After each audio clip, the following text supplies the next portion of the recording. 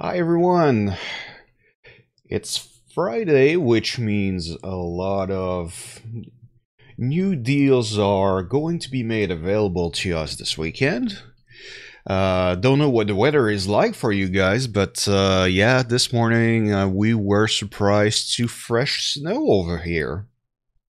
So yeah, I hope you're not too bummed about that. And yeah, thanks for joining me. This is the I stream every week in preparation for the Tech Word Buying newsletter I send for Tech Advisor, in which I essentially make a short list for you to start your weekend shopping with. So right now I'm at the phase where I'm looking for what changed in terms of pricing and availability during the night. And since this is Friday, I'm expecting prices to change quite a bit over at Best Buy and Visions Electronics, among other places. Uh, Staples usually do their initiate their new sales on Thursday. So yeah, we're going to have to dig through what is on offer this weekend, and we'll see what we can find. Behind me, you're seeing the what is going to be the active device I'm currently looking at as I dig through different retailers.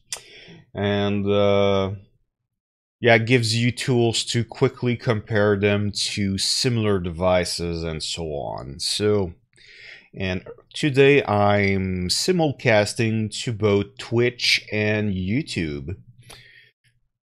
So feel free to drop by, say hi, and let me know if, for instance, you had something in mind for your weekend shopping and wonder if it's a good deal or not, or if you're just looking for advice on shopping for technology, especially if you're in Canada. Because, yeah, sadly, it's a little tougher to shop for tech over here. Most of the technology media is not exactly tailored towards us. We're a relatively small market compared to the United States, and yeah, regulatory organization are different enough often that we don't have necessarily exactly the same devices. They're really close, but sometimes there's a few differences, and it's hard to know what's different between the Canadian and the US model. All right. So we got an Inspiron 15-inch 70,000 series gaming laptop here at still at 1400 over at Dell. So nothing too exciting there. It's the usual price for that model.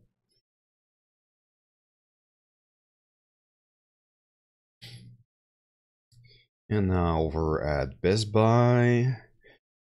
Yeah, that laptop went up in price. It's now 550 instead of the 400 that we used to pay, well, yesterday. And it's now online only. So let's update that real quick.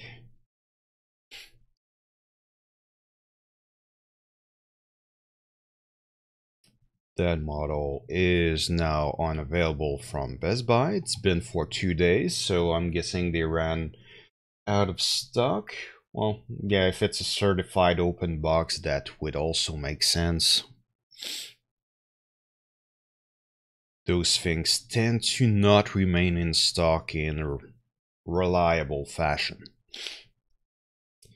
So 550 on this one, which was the price already yesterday. It's been out of stock for almost 90 days now, but people keep visiting that page, so I'll keep that link alive for another day, just so that people can try if they want to hit the Best Buy site and see what's happening there. And 610 on a laptop over at Staples. Yeah, people are looking that one up quite a bit. Prices haven't changed since yesterday. And yeah, pricing's been stable for a little while now. I think I recommended that model last weekend for the Tech Worth Buying newsletter.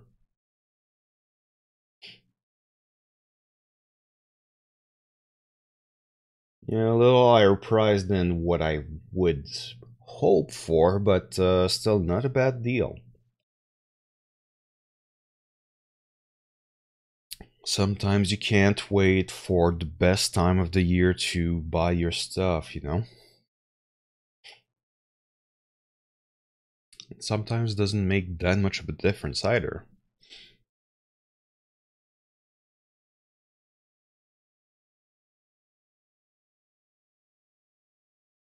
All right, and here we have a $600 from eBay on that laptop. Manufacturer refurbished, and this one's sold by Mellophone, so usually those guys are pretty reliable. There's shipping and import charge, which are pretty substantial in this one. It's actually popular enough that I'm going to add those preview. So we've got a little bit over $24 of shipping and import charges. They previewed that in US, so I'll have to convert. So let's see. 30 bucks, 92.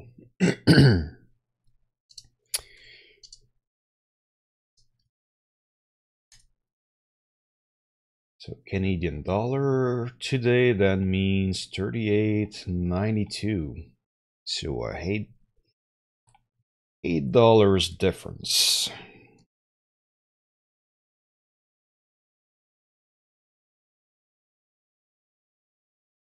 Yeah, so the price came up by 60 bucks, so not so competitive anymore. Well, let's update that. Yeah, I can always factor in those details for all the streams I do, all the device I have on the site even. But when it's popular enough and enough people are looking for that particular device on that day, then I try to be a little bit more precise and helpful. So if you're expecting to pay $600, but it ends up costing you almost $700, yeah, I don't know for you, I wouldn't be in the best of mood. Even though technically it is $600.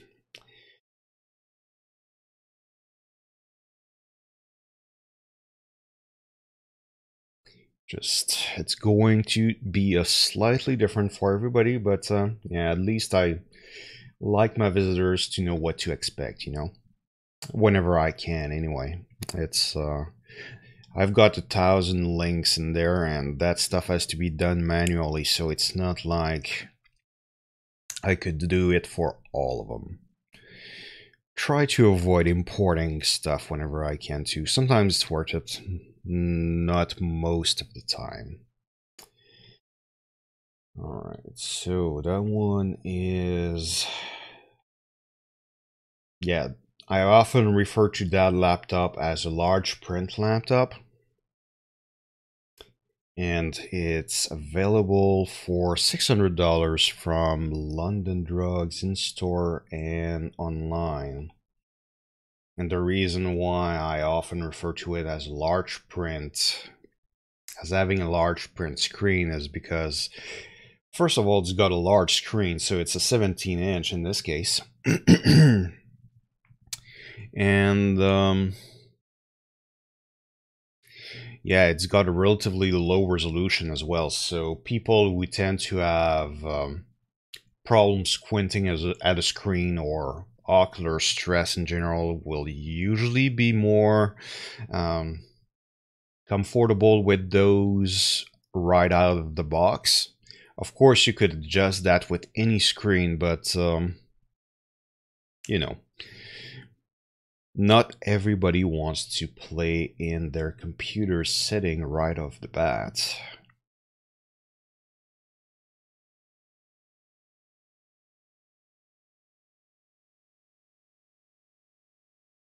All right. Still the same. Yeah, it's very popular today. So let's see, $600 over at the source, and it's available online and in stores. But yeah, otherwise it's not a very powerful computer. It's good if you've got simple needs and don't need anything too fancy. And yeah, sold by Costco as well. Slightly cheaper, but only by a couple bucks or so.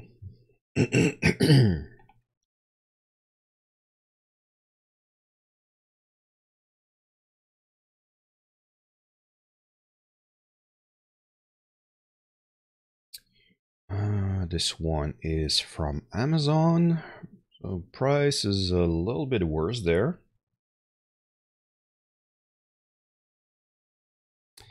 And the API is lying to me this morning about this one. It doesn't have the right price, but it's sold by well-rated sellers. So let's take this price in there. Yeah, and it's even available for free shipping. So worth keeping in the list of options, you know.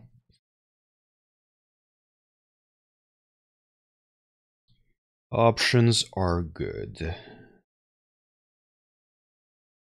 9, and let's see, Tiger Direct has it as well.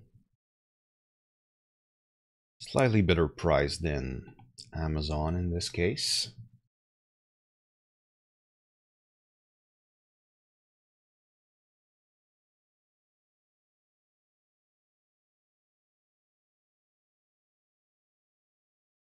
Slight price increase on that model at Newegg. And while I'm reviewing this computer and I say that it's not very powerful, one way you can see those things is behind me right now, and now it's gone, but every 5 seconds a list of programs comes up the list, essentially what kind of program they are, and the number of stars tell you how well this specific computer is able to run those programs. So yeah, the system weeds out programs that cannot run at all, but it uses popularity data from my site in order to generate that list. So you can see that Excel and PowerPoint are there, but they're towards the bottom. That's because not a lot of people are asking about compatibility for those right now. On the other hand, people are asking about Fortnite compatibility a lot. I think it's something like 20%. between 20-40% of my traffic right now is related to Fortnite. So trying to keep people appraised of compatibility on that one whenever it's an option. But obviously that laptop, I wouldn't try to play Fortnite on this one.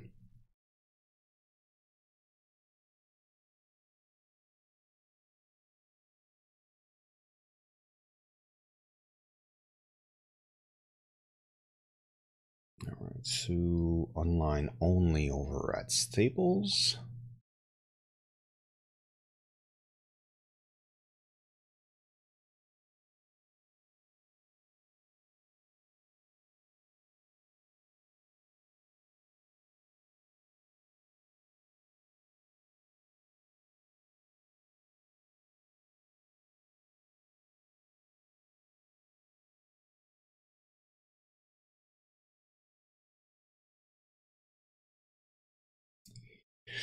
And Mike's Computer Shop selling it online only as well. But the Mike's Computer Shop has the best price on this device right now. So if that's a laptop you want to get, that might be the place to go right now.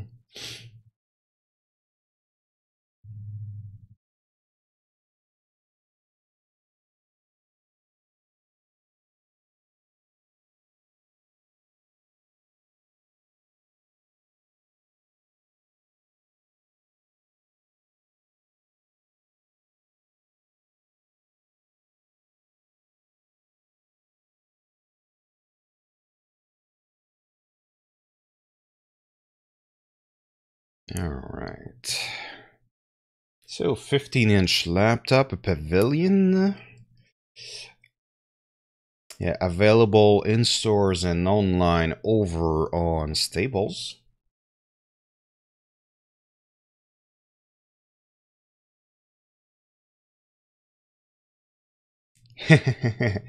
Good morning, Spare. Nice to see you.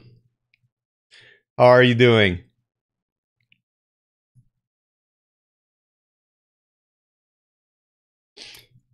And actually, that's a question I can easily answer. Give me a second.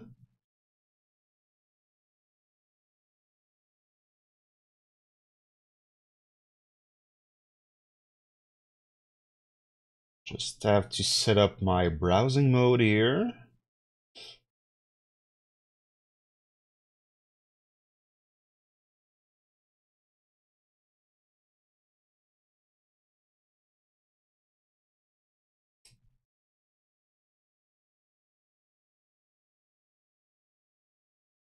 All right.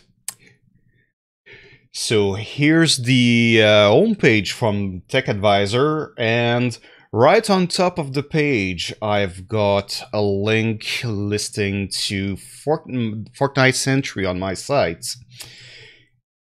And the first thing listed in there is list of the most affordable computer which will run it at least to the minimal spec recommended by the developer,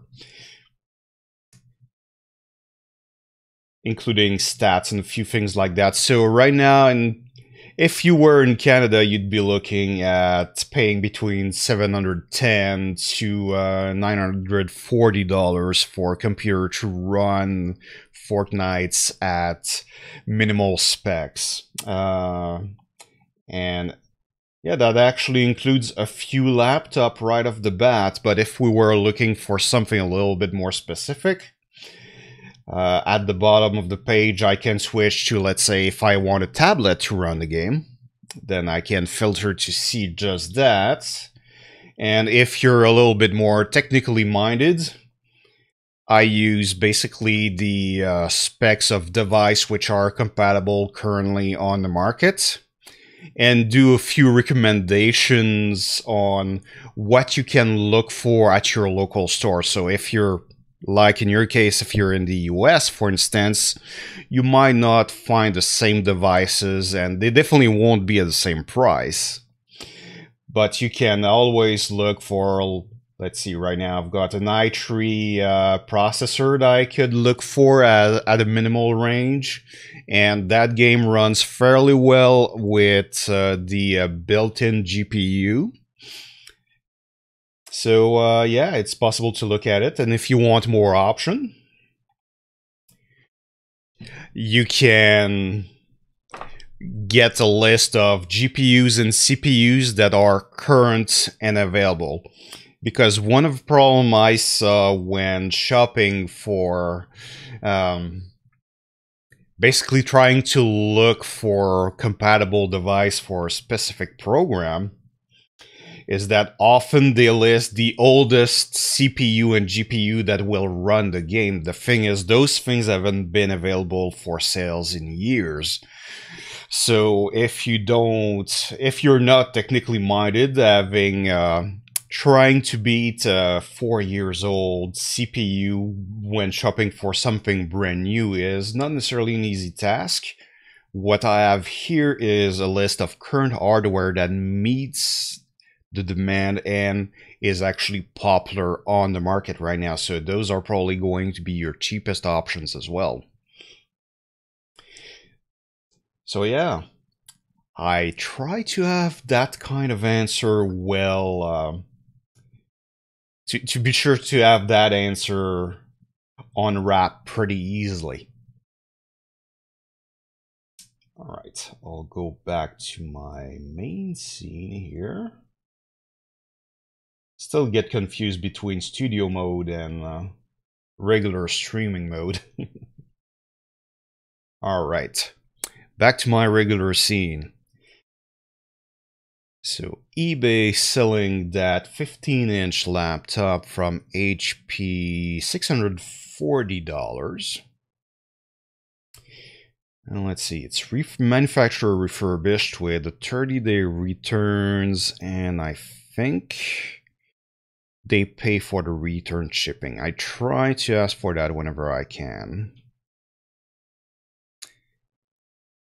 But since that device has been pretty popular on the site for the last 24 hours, I'm going to factor in shipping costs. So let's see, 24 and 41 for the shipping itself. And then the import charges are $32.99 US dollar. So almost $42 in Canadian dollars. So let's see, we're going from 642 to just over $700. Always something when importing technology, there's always those costs in there. Well, sometimes. And yes, for someone that's not prepared for that or not used to order from, overseas for ordering in the United States is not a reliable term, but for someone that's not used to import, that can come as a little bit of a shock. eBay makes it relatively easy, but I try to prepare my visitors for what they're going to see whenever I can. So let's see, online and in stock for that 15-inch laptop over at Staples.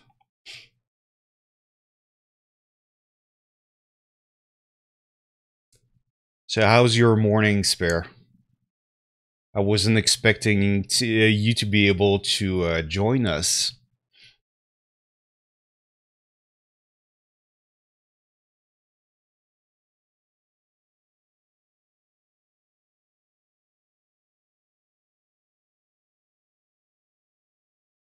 $640 straight from HP, and yeah, the robot was able to snatch that coupon code without a problem. So it's good as is.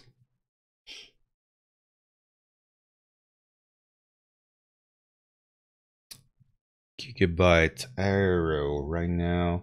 Yeah, it's fading from inventory pretty much everywhere, but Amazon still has it. And yeah, it's only used right now. Not sure I would recommend used devices from Amazon. It's a little harder to know what kind of warranty you have on those. Yeah, so I'll remove that one from, well, regular stock at least.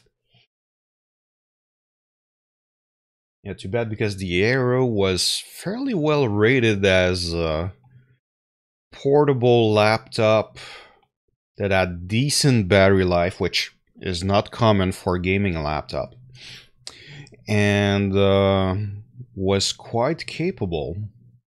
Yeah, it's got a GTX 1060 in there.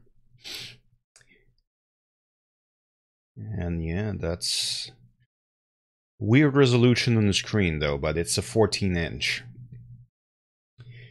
So it's not exactly the most immersive gaming experience with the built-in monitor in there.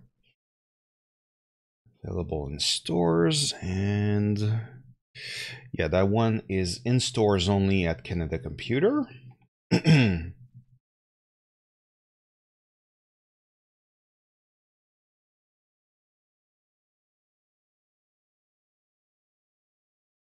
And out of stock at Newegg. It's been that way for the last 8 days. So yeah, if you want to get a Gigabyte Aero, it's almost out of market at this point. The only place that still carries it that I know of is Canada Computer, and only in stores. So you have to be living near to one of those in order to be able to get one. Still, got lots of alternatives on my site.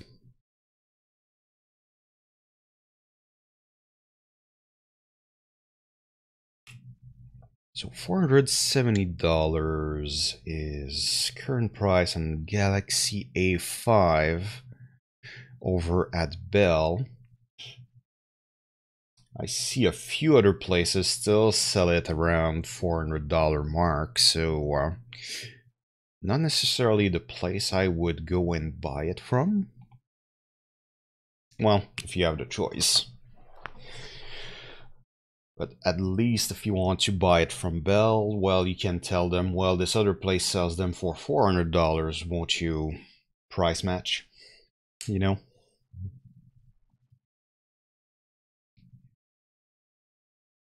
It's one way my site makes it easier for you to have some kind of leverage when haggling over a specific device. So let's see, iPod Touch, yeah, still fairly easy to find. Had to revive my inventory on that one this week. Best place to buy it still is actually eBay looks pretty good. Walmart is also liquidating their stock online.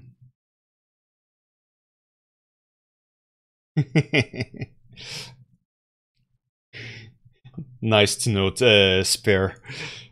Don't want to keep you away from your job. Paying the bills is important.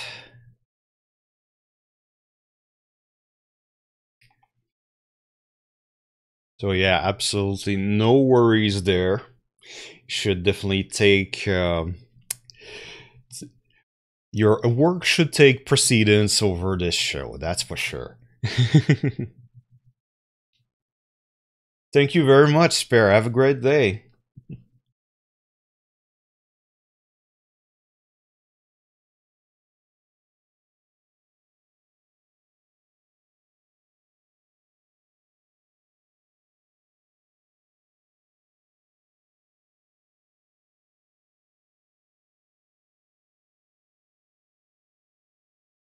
All right.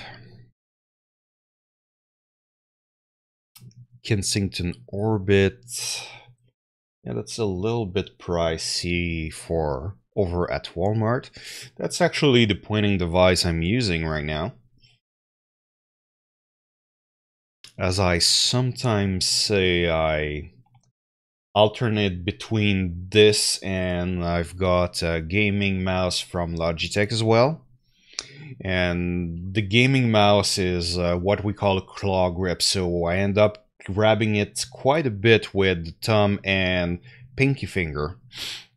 And after a few weeks of using that mouse, because I spent a lot of hours at the computer and I've got a 5 monitor setup here, all controlled with the same keyboard and mouse.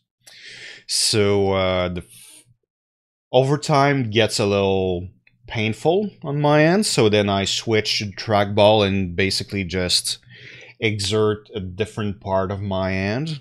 And I switch back and forth the two of them in order to keep my health into well, keep it in control, you know.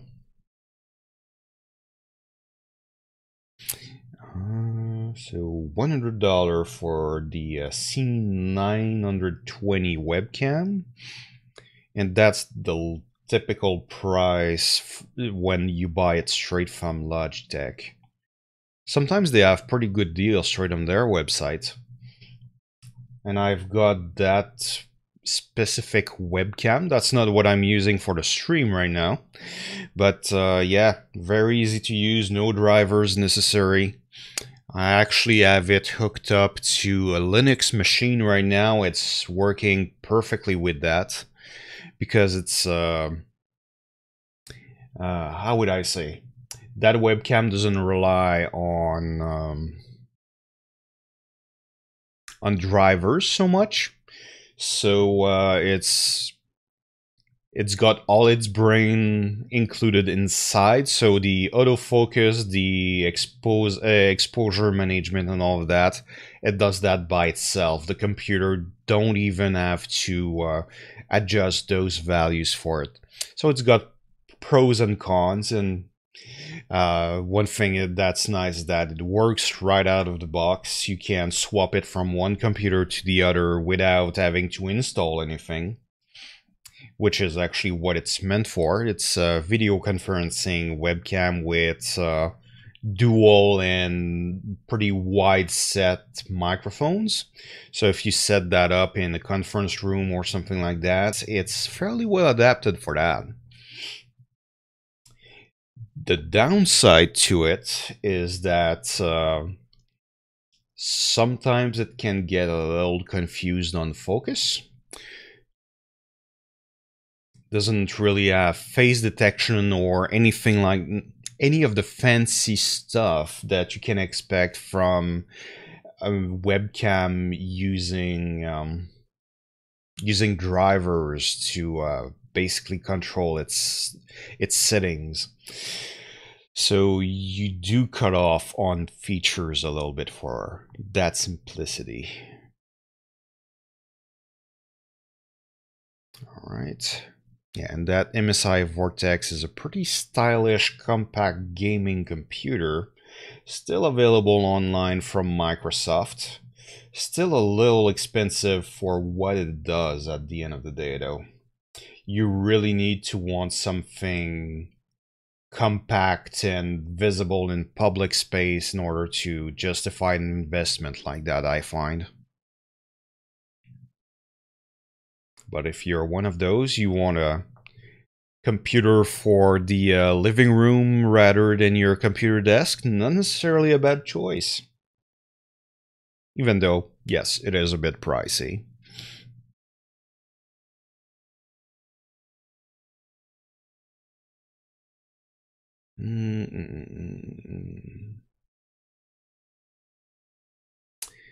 So, that Asus 17-inch gaming laptop.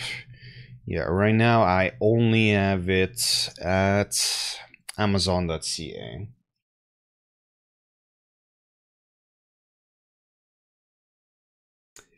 Sold by DC Trade. Yeah, they're well rated enough for me to leave them on, but yeah, let's say that would be pretty far on my list of recommendations.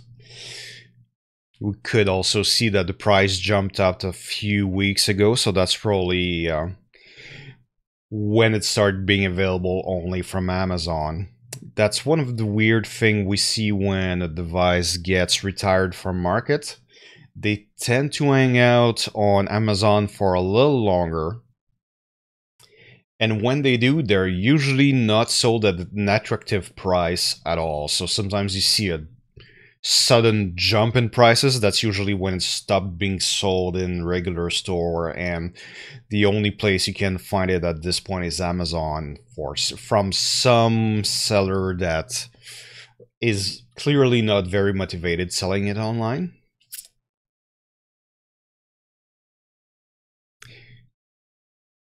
So it's something in the lifespan of a device that's pretty that I've observed over the years. So Microsoft Surface Pro's got a pretty good rebate on it right now. So you could get one for, yeah, just over $1,000. And it's available in stores and online. So if you want to shop at the Microsoft Store, definitely a pretty good place to shop for a computer nowadays. Yeah, those things are pretty stylish. Just keep in mind that you've got an extra $150 or $200 to pay for the keyboard cover that is always displayed in there. So if you want to use it as a laptop, keep that in mind. That keyboard cover is expensive. And it's a little bit of a hidden cost if you ask me. Because yeah, you see it in price. Oh, it's only $700. Yeah, it's going. Accessories are going to jack that price up by quite a bit.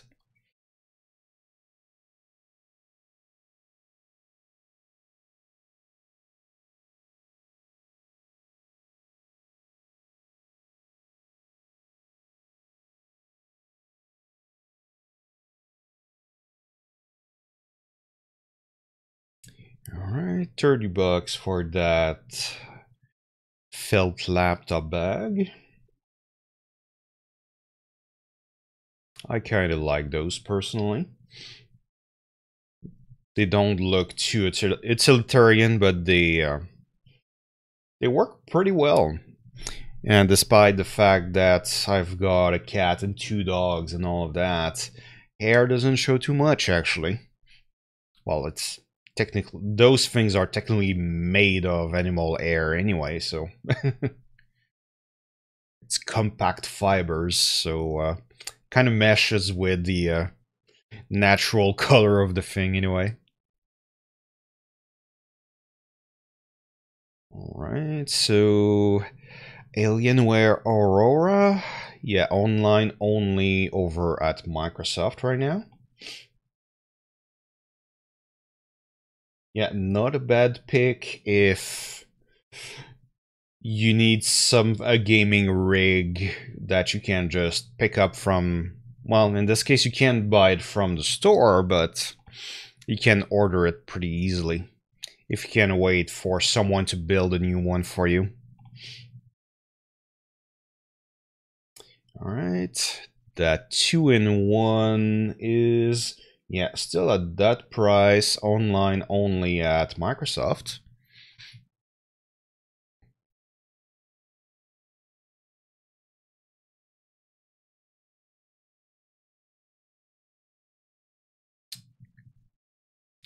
$100 for Razer Ornata. Yeah, it's one of those mecha membrane gaming keyboard. So yeah, it's always wonder about those. If it's worth that much money to get a membrane keyboard with a few extra mechanisms to make it feel like a mechanical one.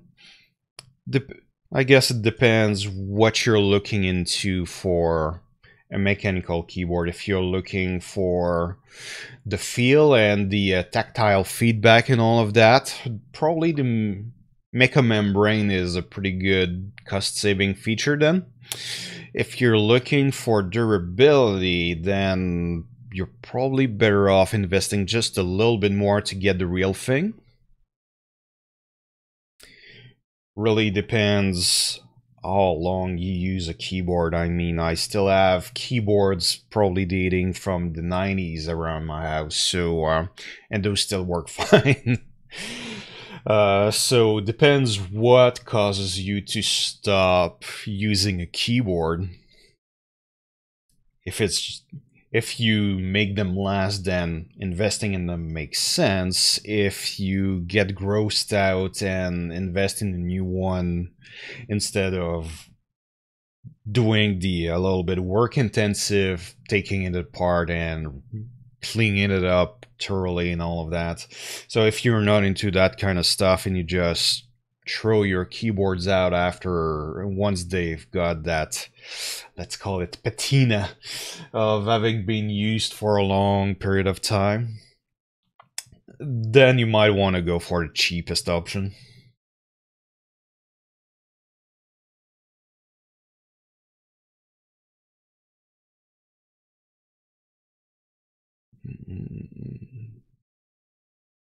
So $700 at HP, and sorry, I have to go back. I clicked too fast. The robot did not catch that rebate. Not during the night updates, anyway. Alright. So $650 for that 15-inch laptop.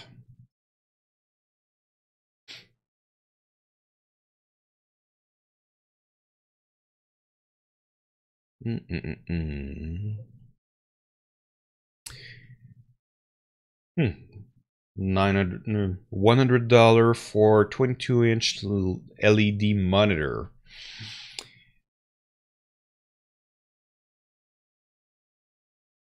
And let's see, what kind of panel are we talking about?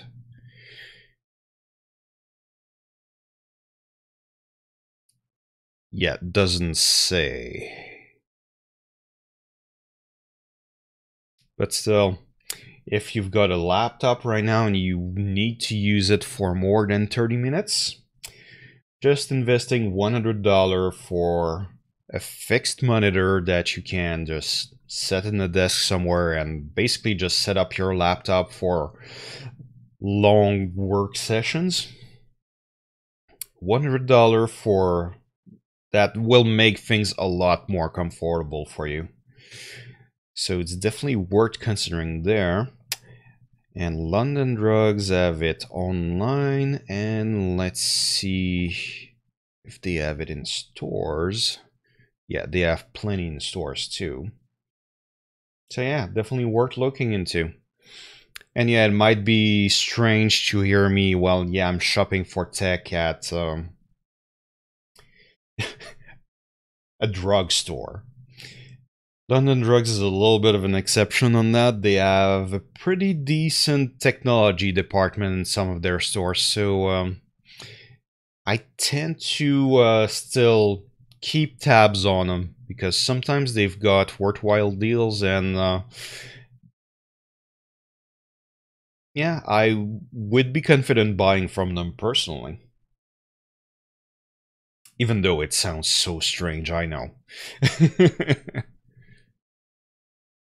Yeah, buying computer from the same place where you buy band-aids and mouthwash and toothbrushes. I know that's so strange.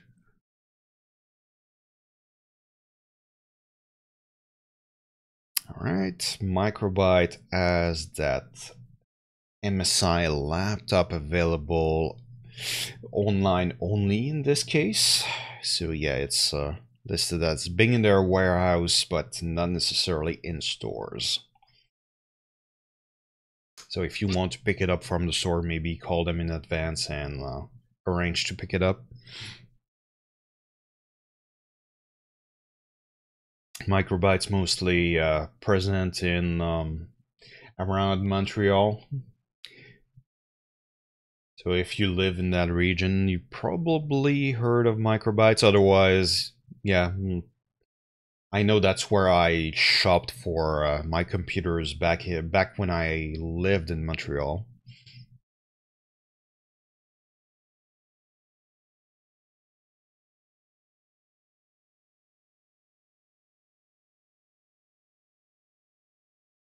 Yeah, I keep tabs on stores which are local as well as the big chains.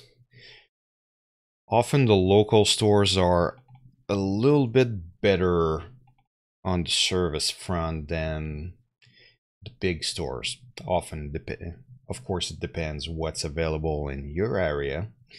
But yeah, I like to keep tabs on both local and nearly global retailers.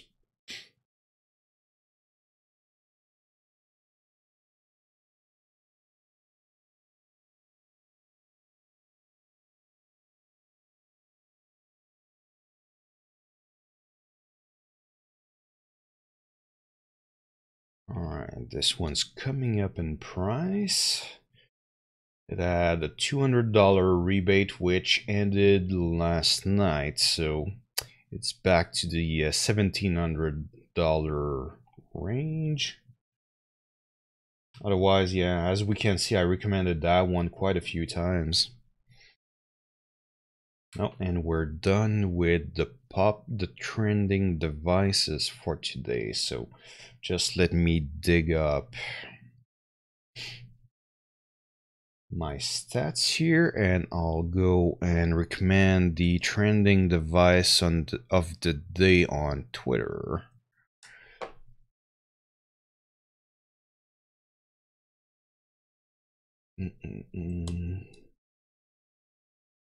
All right. Just want to make sure my data is fresh before I stand publishing stuff.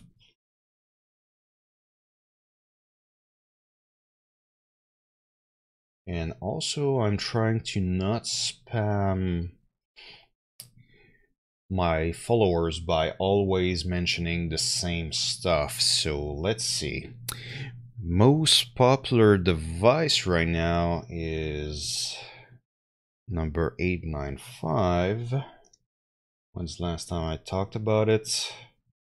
2 days ago. So let's give that one a break. 914. That one I talked about last in on the 2nd of April, so I can definitely do that one. So it's the large print laptop I was mentioning earlier with the 17-inch monitors, which has a relatively low resolution. So things will naturally be presented larger on that kind of screen. So if you've got some how would I say, if your eyes get tired of the computer or if you have to squint a lot in order to read, stuff like that, you'll be more comfortable with this out of the box. Of course, you could adapt another laptop to just display things a little larger, but not everybody's comfortable tweaking settings and stuff like that. This one display things larger by default.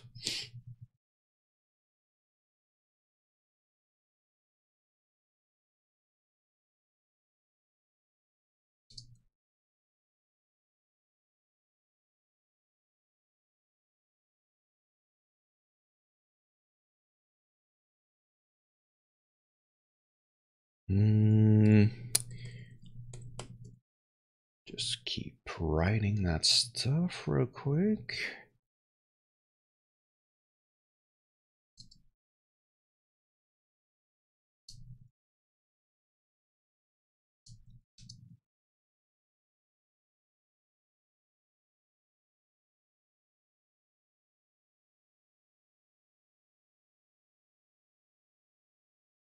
All right.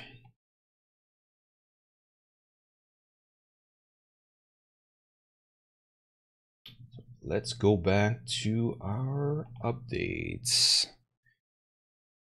So we got a $350 on a 15-inch laptop. Yeah, that's very inexpensive. However, let's see what it's capable of.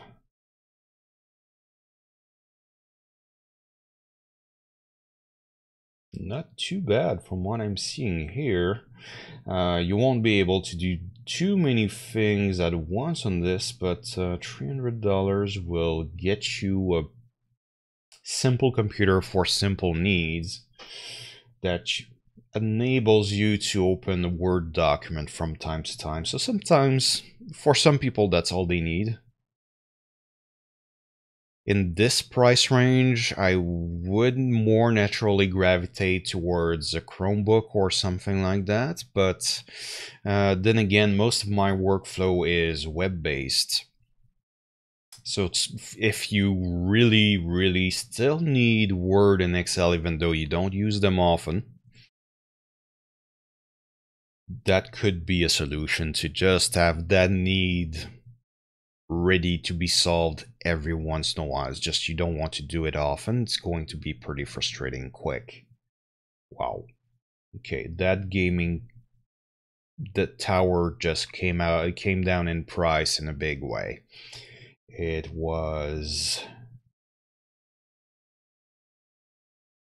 yeah, 2,500 yesterday. It's 1,800 today.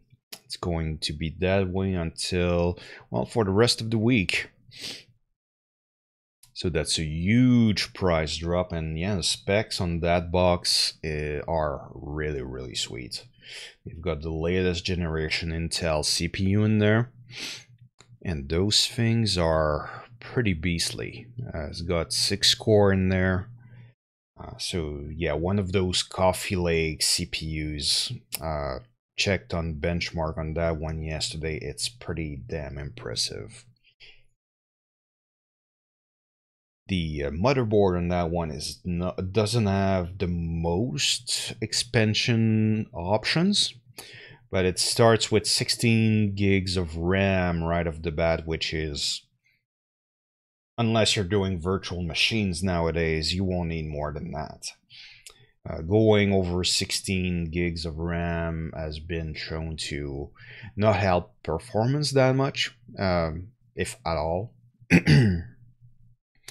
But yeah, if you do virtual machines, you know why you want more than 16 gigs of RAM. So online and in stores. Yeah, pretty attractive deal there.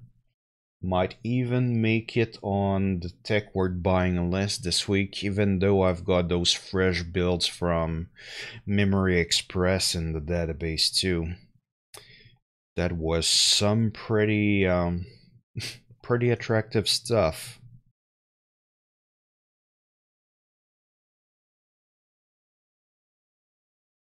And yeah,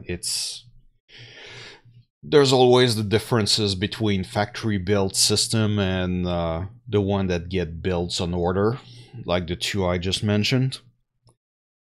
And the factory built one are, yeah, you get the benefit of having a little bit more of quality assurance put in them before they ship out.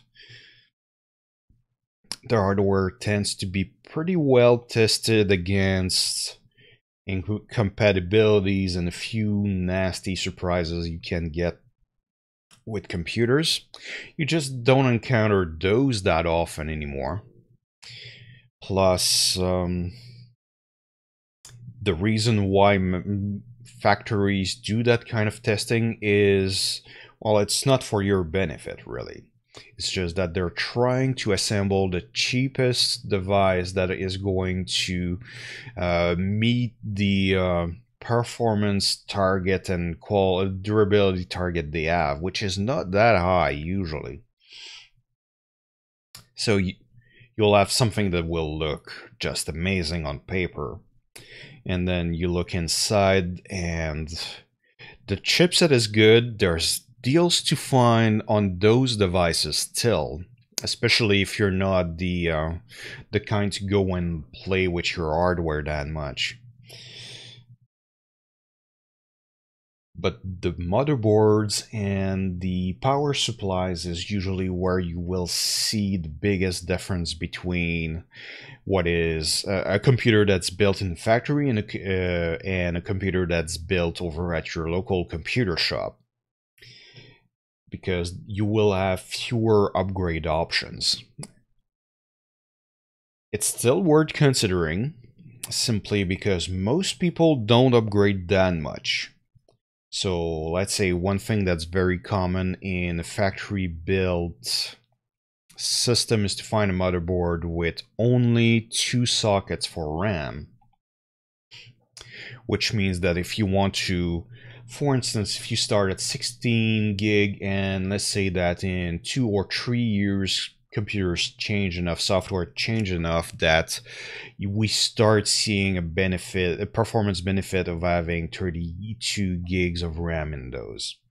Well, what happens if you've got only 2 sockets and they're already occupied is that you have to take your current RAM, throw it away, and replace it with a new one. In comparison, if you had bought the same computer at your local shop, there it's more common to find 4 socket for RAM, which means that instead of throwing your old RAM out, you could just add an extra 2 brackets of RAM in there and end up with the 32 gigs without wasting your original 16. So you might save a tiny bit of money, but not a huge amount. So just the fact that, yeah, if you absolutely need to, you can upgrade. So for a lot of people, that's all they need. You don't always need all the options, all the PCI Express ports and all of that, as long as you can upgrade the RAM, change the video card, and replace your hard drives whenever you need. That already goes a long way, really. So sometimes the cost cutting that they do in factories don't really hurt your options. It just depends how crafty and how would I say, ambitious you are. And yeah, there's a bit of a money saving from going with store-built system in those occasions, especially if you like to get your stuff to last as long as possible. If you don't get involved as much, then factory-built stuff is fine, as long as you pick the quality ones, which is one of the purposes of my site.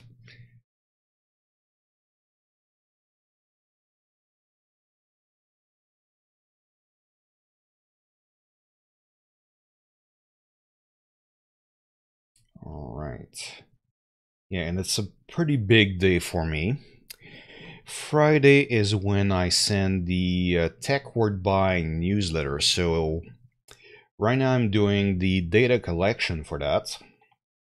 This is what this stream, that's when this stream takes place. I try to go over all the offers available in local stores and see what is happening there and what will hold people's interest during the weekend. And after that, I have the newsletter to publish, so it takes a few forms. I've got a page on my site with the list and all the stuff I say in there. Then once I've got my list compiled, I send the newsletter out by email. And then I make a video version that I post pretty much everywhere. I'm probably going to post it on Twitch even this time and see how their video hosting feature works. So instead of doing live video, it's a 2-minute 20 video. That way I can even post it on Twitter. And the reason why I do that in case some of you are curious about uh, promoting your stuff on social media. Most social media sites don't really appreciate you linking to your content on other sites. They much prefer that visitors stay in on their own site and don't leave their environment. So that was one of the big reason I went for videos, and I try to keep them short enough that I can post them on Twitter. That way, social media sites will actually start presenting my content a lot more than they would if I were to, let's say, put links everywhere to my YouTube video, because they much prefer native content. In lots of cases, it's a little bit easier for a user to interact with those as well. So since I don't really monetize those videos or anything like that, it's just a quick video about what's going on that day, and hopefully it will last. The data I have in there is going to be fresh enough to last the rest of the weekend. So yeah, I try to put them really as quick. I put them out as quick as I can and just publish them everywhere. And the goal there is mostly to be able to inform my followers and try to be as useful as I can and reach people where otherwise the social media algorithms wouldn't let me reach many people, really. It's pretty brutal out there right now. Social media platforms want you to pay for reach. And yeah, I don't always... Well, I never see that money back, really. I never had a campaign that was good enough to actually make any kind of return on investment. Still worth doing during the big periods and stuff like that, and I try to build my mailing list and a few things of that nature, but yeah, it's just gets too expensive, and I've got other financial trouble to take care of right now. So yeah, I'm not investing on a lot of advertising right now compared to what I usually do. I think last year I was spending at minimum $1 a day, and that multiplied on the the busiest periods of the year. So yeah, that added up to quite a bill by the end of the year. Needless to say, I didn't see that money back at all. I think I spent more on advertising last year than I made at all. Oh well, but yeah, enough depressing talk. Sorry about that. It's the web. You figure out what works, what people are looking for. Try to take care of them the best you can. And hopefully at some point you're going to well, karma is gonna kick in, and if things are going to start turning to your advantage as well. Hopefully, fingers crossed.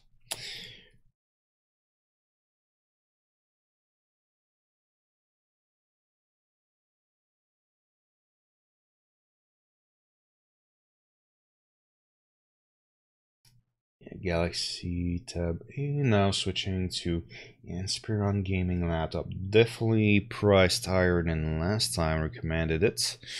But Best Buy is dropping it in price by $100.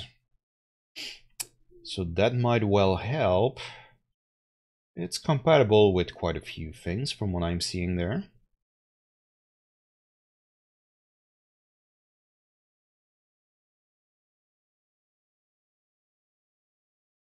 Yeah, and I'm thinking of idea of stuff to do with my CSS to try to make those compatibility graphs even easier to read. So yeah, my formula evolves all the time.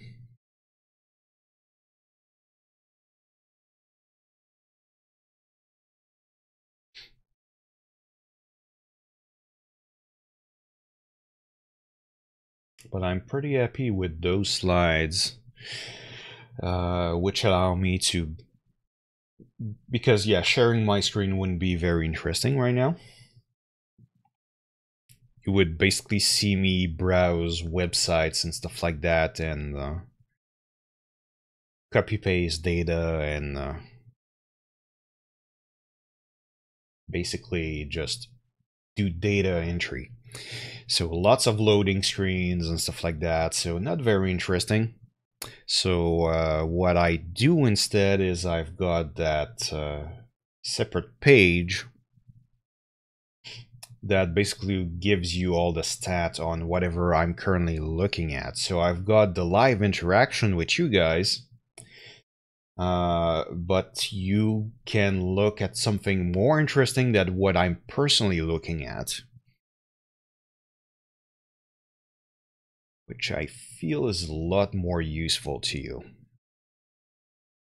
It's even useful to me as I talk because that gives me a quick reference of all the specs I have and not just prices, condition, and how long has it been out of stock, that kind of stuff. That because that's what I'm seeing personally.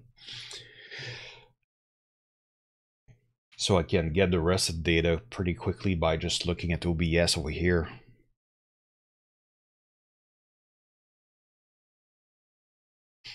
Makes it easier to share stories and advice and stuff like that. Oh yeah. Ultra-wide monitors. Sadly, this one is still unavailable over at Best Buy. Lots of other people are currently selling it, however. But yeah, 29-inch ultra-wide, a 1080p FreeSync gaming monitor. Yeah, those things are pretty sweet. Right now I've got 5 monitors set up in front of me, and pretty much it's a 2x2 array with +1 in the corner. And the main reason why I'm doing that instead of having big screen, wider screens, all of that is simply because I recycle a lot. If something is still working for me, I tend to keep using them. So I've got older monitors around here. I think a few of them are probably over 10 years old. But yeah, they were quality when I bought them, and they are still working fine, so I'm still using them. But yeah, so I set them up in an array so that I can multitask to the degree I need to. Because yeah, when I'm not streaming, I'm still doing a lot of data entry like I'm doing right now. So it's a lot of comparing two sites, well, or one site with one form, or when I do enter new devices, then I have to look at reviews. I've got to look at all the benchmarks for all the hardware that's present in it and stuff like that. So ends up I cross-references a lot of documents at once. So yeah, multitasking is not the most efficient thing out there. Actually, it's pretty much proven it's not. But my job involves a lot of it. And I kind of like multitasking.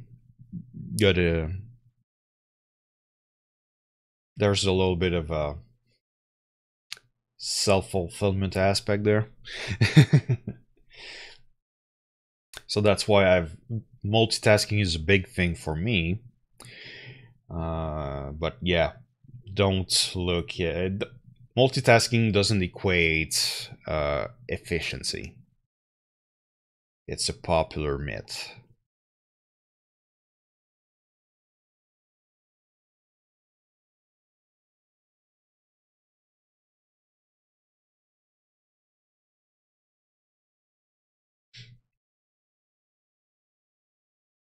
All right, and I see everything seems to still be working. 599 online and in stores, but yeah, that was the same price on that Omen Tower yesterday.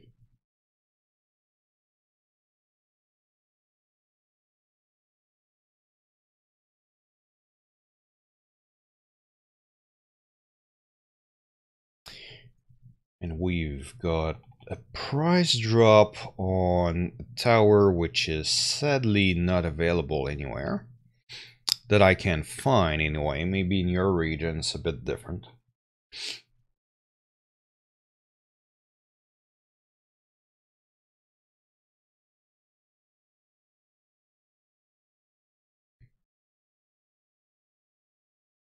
All right, wireless keyboard and mouse. Yeah, I had mouses like that a little while ago. Those are pretty comfy. Best Buy, yeah, Best Buy is selling it for a little higher than I would usually recommend. But as you see, Newegg has much cheaper option, although those are refurbished from what I remember. Depends how comfortable you are with refurbished keyboards. I'm usually what I list in here is factory refurbished. I just don't remember that specific link right now.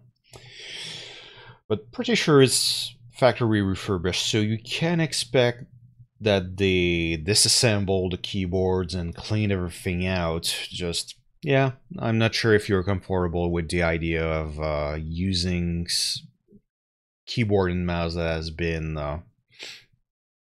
used by someone else before you.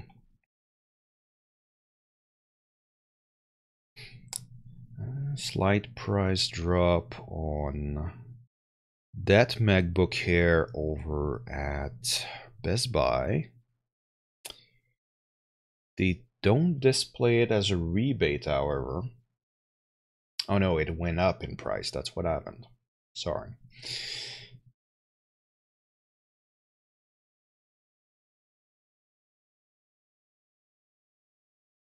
It's a little early. I haven't had my second coffee yet.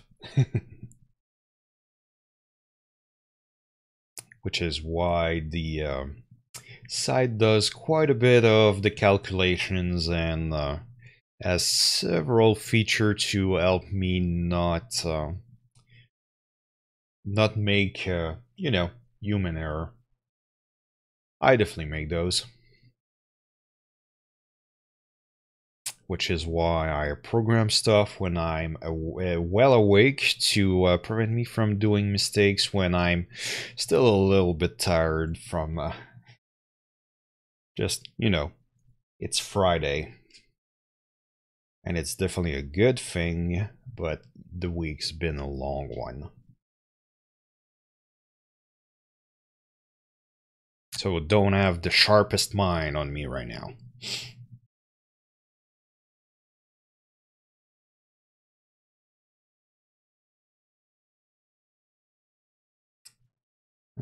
Pretty affordable 2.1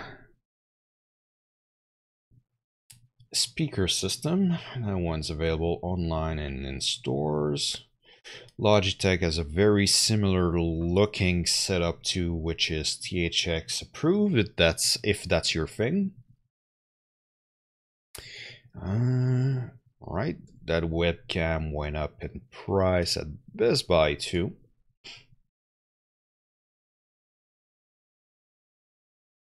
Pretty good webcam as I described earlier. Because yeah, that one I actually have in here, and using it pretty much every day. And that's a pretty good option as well. It's supposed to be a portable one. You can fold it into a compact package and use it on your laptop. And you might be wondering, why would I use a webcam on my laptop? It's already got one. Well, having a USB webcam on your laptop can just help you position it better somewhere, depending on what the situation is like. And that webcam is also 1080p, while most of the included webcams on laptop are only 720p. So if you need the extra resolution, which sometimes you do, sometimes you don't. For instance, I'm using a 720p webcam right now. But yeah, sometimes even you benefit from having an external webcam even on a laptop which already features one. Obviously, it's not the kind of investment I recommend if you're just Skyping with the family or stuff like that. It's not going to help much with that. But it's going to be pretty good if you plan on streaming, for instance. And if you don't always do it from the same location. Like, for instance, if you're a student or you just tend to travel a lot, there's quite a few situations where that could come in handy, even though those are probably not the most common ones. Alright, so yeah, Logitech Proteus mouse, which is the model I'm using. Mine is just not RGB. It came down in price to $80 over at Best Buy, so comes to the same prices as what Amazon is selling them. So if you prefer to buy your tech locally, you can grab that one from the shelf right now.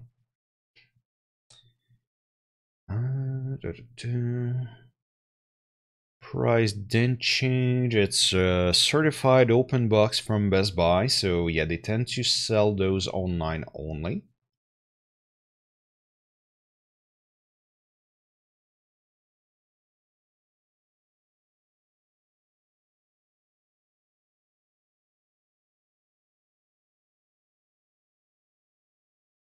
And price came up on that MacBook Pro.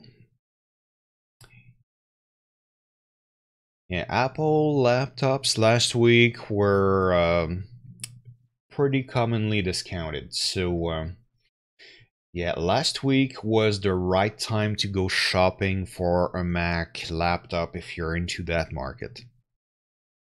But it looks like it's over. Microsoft Surface Studio. Yeah, still the same price, online only. They probably don't move off the shelves so fast, so to speak. It's a pretty expensive piece of hardware. It looks pretty awesome. It looks pretty attractive to creatives, and so if you're doing concept art or stuff like that for a living, those things looks very well adapted to that sort of stuff. Uh, they're just a little bit expensive. You could get something with Cintiq for that would be probably last longer and probably even be more capable for roughly the same price, but it's got that compact and stylish aspect. So if you're in a public area, that might still be worth the investment.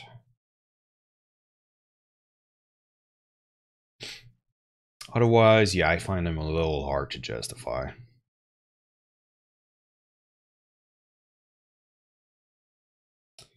Uh, 930 on this tower over at Best Buy, so pretty attractive price drop there.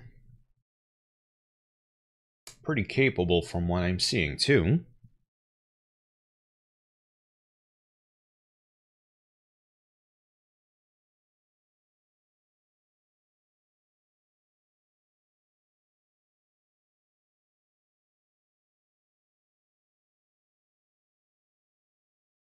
Got that Alienware 17-inch gaming laptop.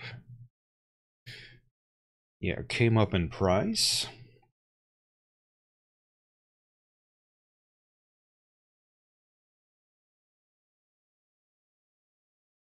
I don't recommend those very often.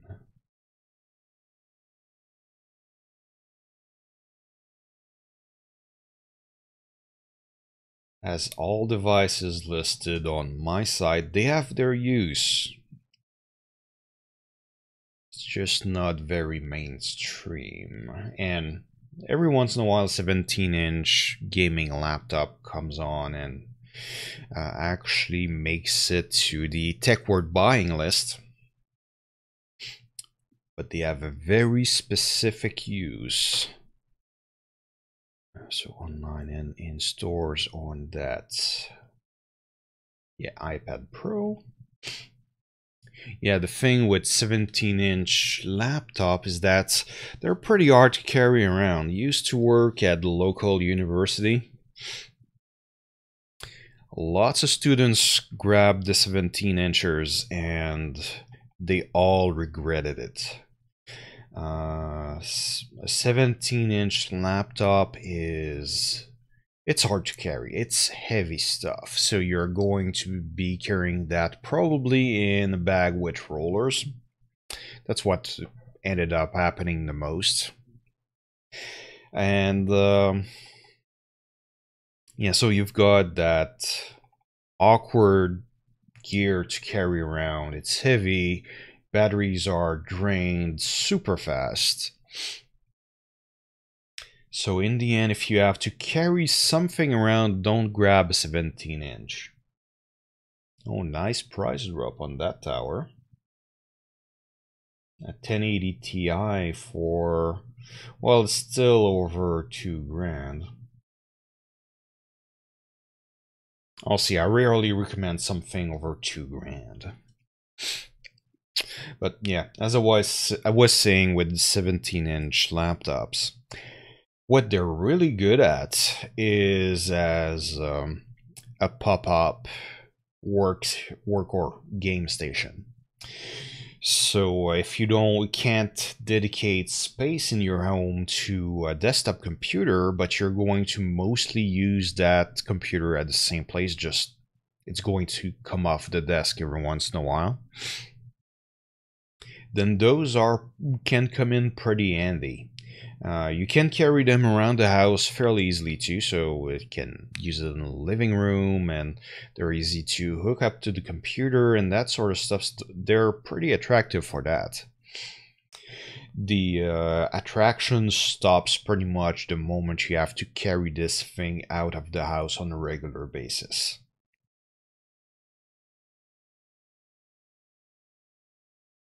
Because yeah, you're going to well, in lots of cases I've seen, you will end up hurting yourself.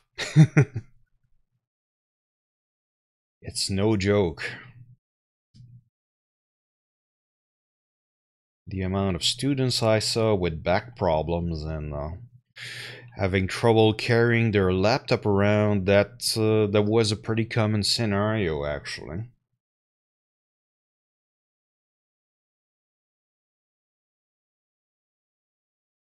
So, in my opinion, it's not worth it.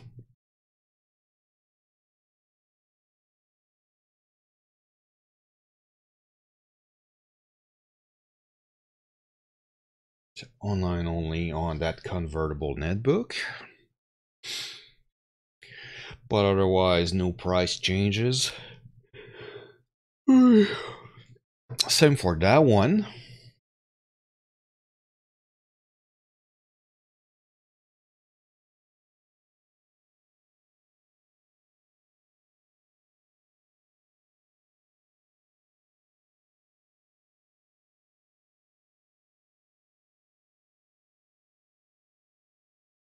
Online and in stores, and yeah, price came up on this MacBook, sadly.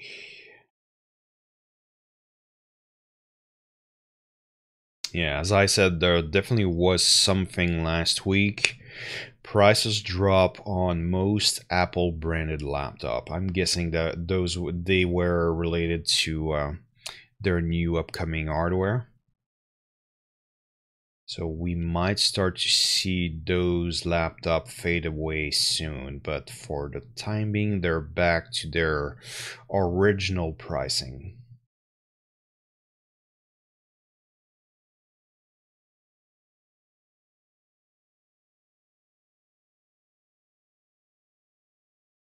So another $300 Windows laptop. As I said, at that price point, I usually I gravitate towards Chromebooks instead, because those things will browse the web in an okay fashion and all that, but they won't do it as well as a Chromebook would.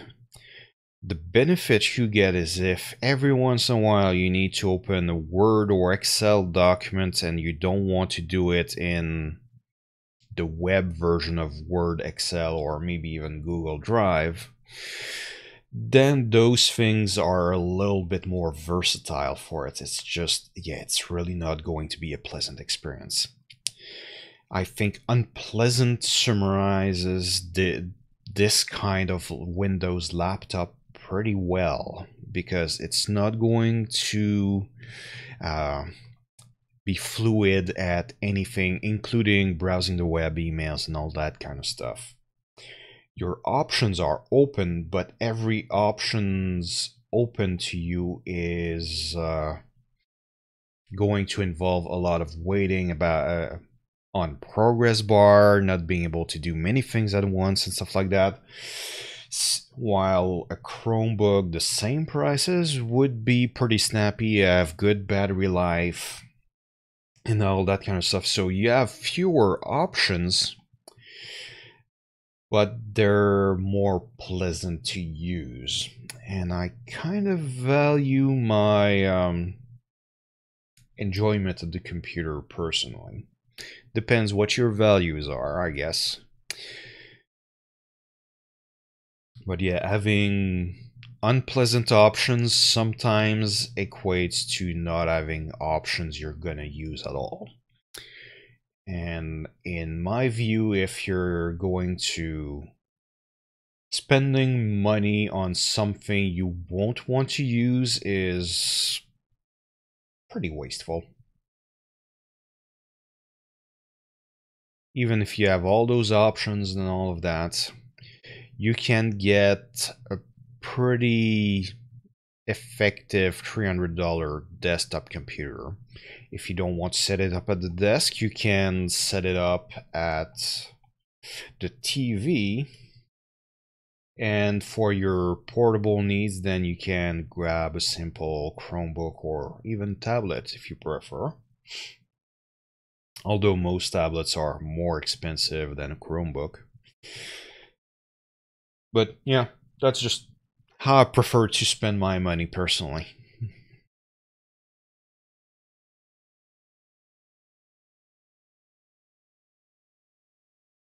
I'm not really a single device kind of guy. I prefer to have basically the best of breed in every situation. So for instance, when I'm away from the desk, I'm usually doing some pretty light work, and most of it takes place online, so Chromebook's perfect for me. My tablet I only paid $100 for. It's working pretty well too. Just for playing Twitch stream or YouTube or that kind of stuff, and just have quick entertainment. I can just plop on a kitchen counter or something like that when I'm doing stuff. Because, yeah, I could easily stay at a computer over here all day. Just, I kind of force myself to walk away every once in a while just so that I don't ruin my health too badly. And sometimes just a change of air helps with morale too. Because, yeah, that's one thing you have to keep in mind as well.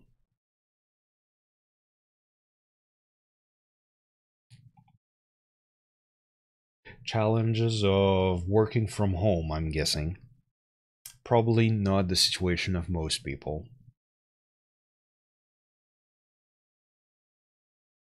All right, so I'll just put this in. No changes on that all-in-one over at Best Buy.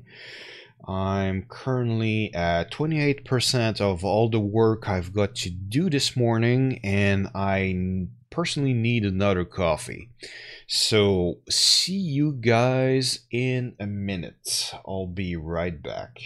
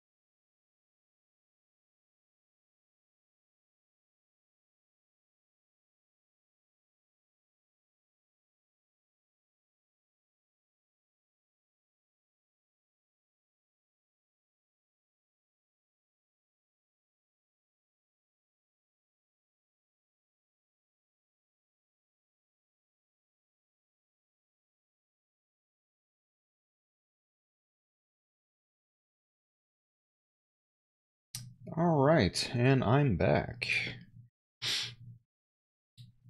Let's see. Yep, my microphone volume is good.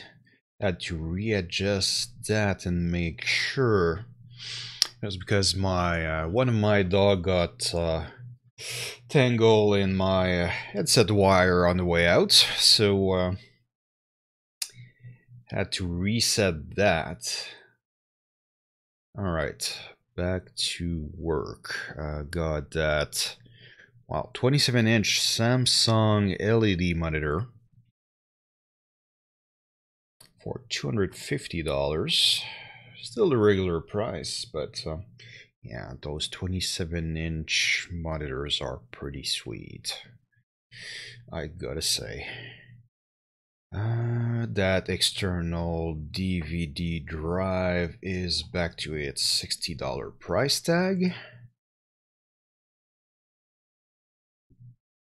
Because, yeah, I prefer to, well, not include them in laptops and devices like that. Lots of the newer desktop computer even don't have a room for an optical drive anymore.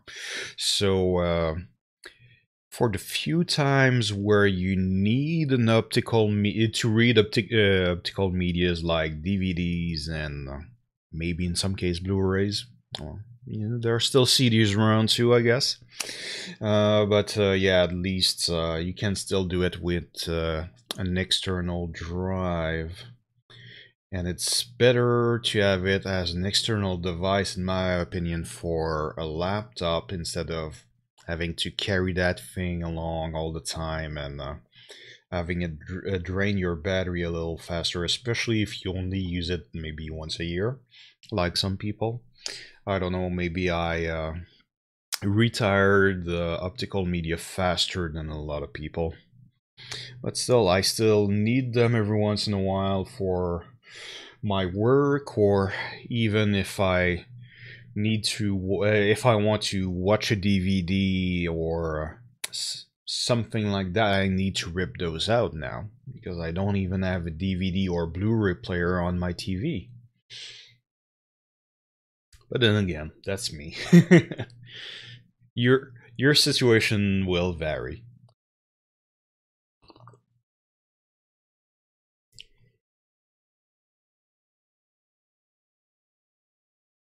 All right, 850 for an open box laptop.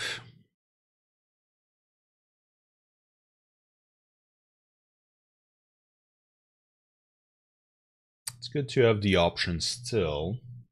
Not sure that would be my personal choice, but you never know.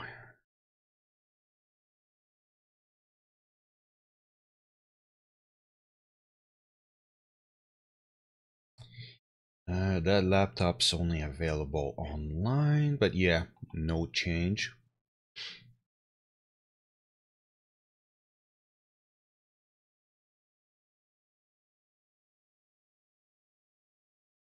And yeah, the way I do those daily updates, because yeah, I've got over 1,000 links I check pretty much daily on my site. The robot handles most of those. And then I put some extra verification steps for myself in the morning, so I make sure that everything is accurate and all that. Strangely enough, I tend to be more accurate than the robot for a variety of reasons. One reason is APIs don't always give you the same data the website is going to give you. And the robot don't always see all the stuff like coupons or you know, import charges, delivery fees, and stuff like that, since those things tend to be how would I say, depends where you order stuff from, you know. So the robot don't usually have access to those. For very popular devices, I tend to factor those things in as much as I can.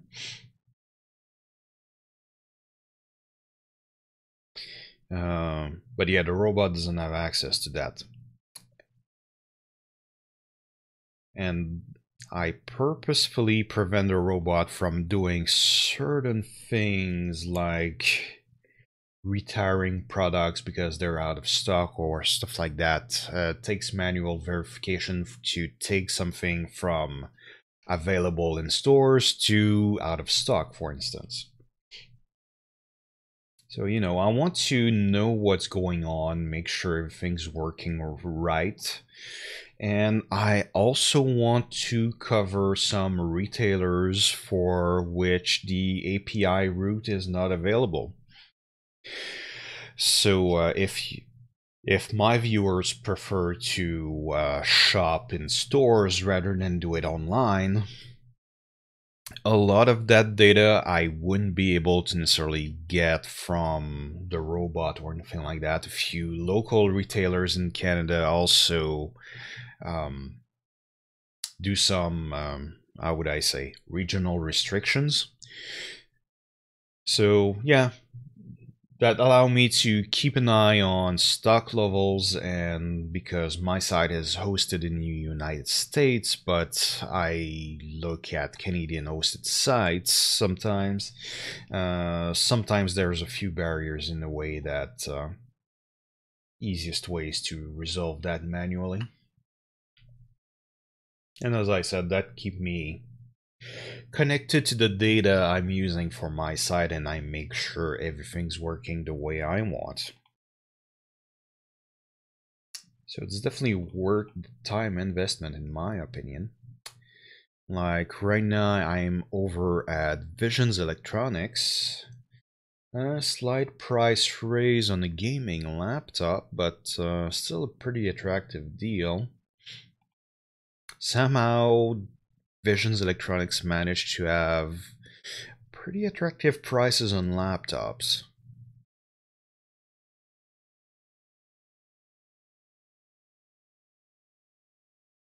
And they're more of a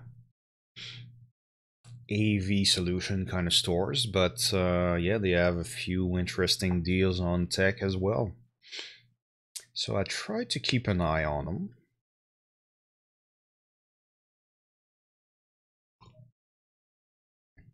And one's definitely more of a Canadian company, but they're present in most provinces. I've been pretty surprised about that because I saw some Visions Electronic stores when I came here to Alberta.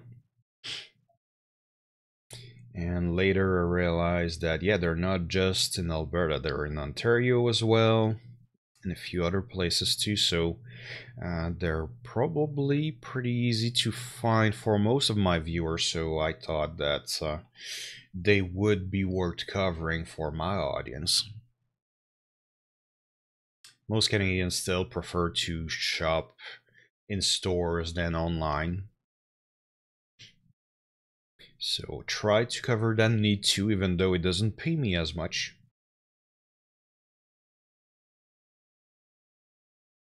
But I want to do good by my visitors.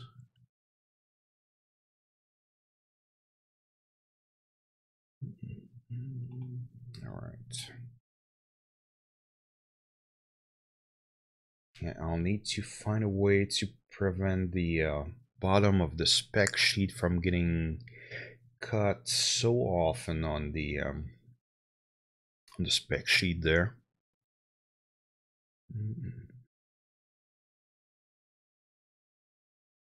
But yeah, in terms of how I develop stuff for the web and this stream by extension, I'm more of a iterative kind of guy than someone who would hold on to something until it was 100% perfect. I kind of know that if I do things that way, I will never release stuff. So things are always moving, always improving. For instance, if you tuned to the stream yesterday, compatibility tables for devices back, well, what we're seeing right now, that wasn't a thing yesterday. It's new from a program that last afternoon.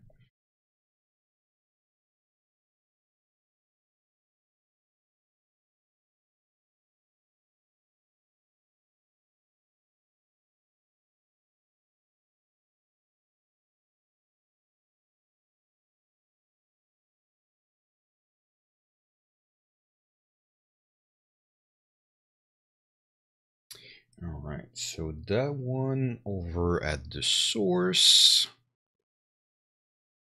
Yeah, that one's available in stores only still.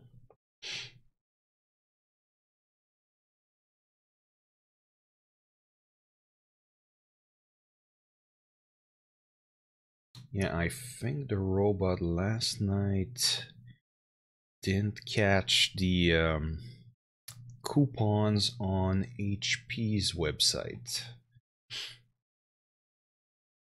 Those seem to be a little...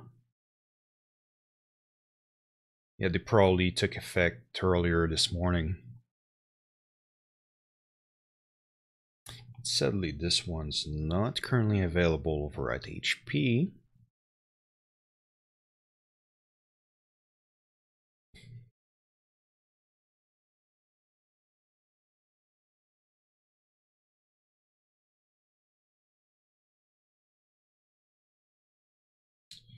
Samsung, yeah, they're still selling the Galaxy A5 on their own website. They're a little higher in price than a few other places where you can buy it, but not by that much.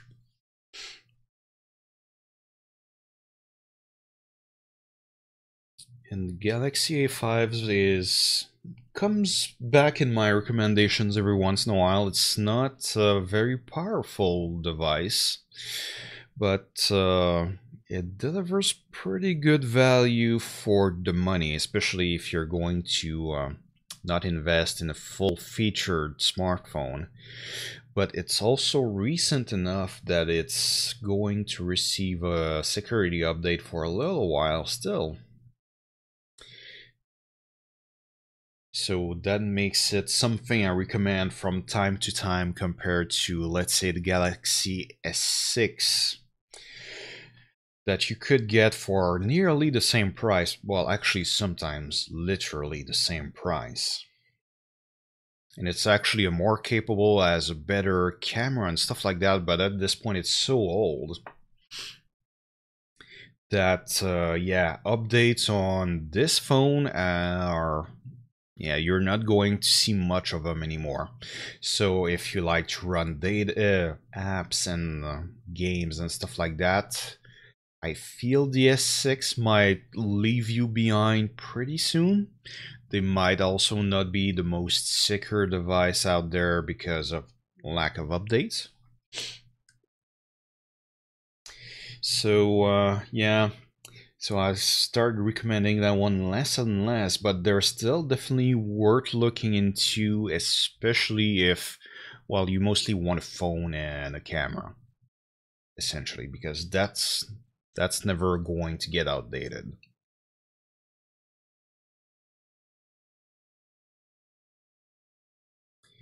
All right, that laptop's available at Canada Computer in stores only.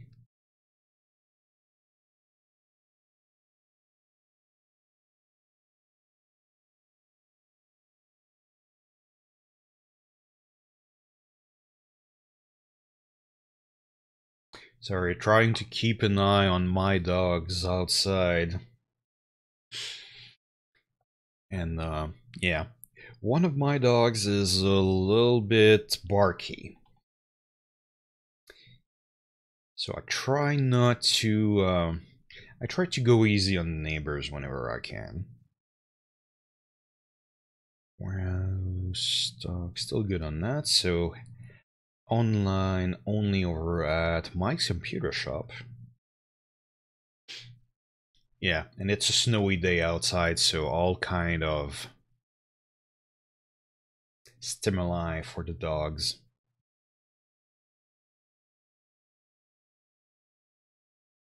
Yeah, it's been a strange year for... It's been a strange spring.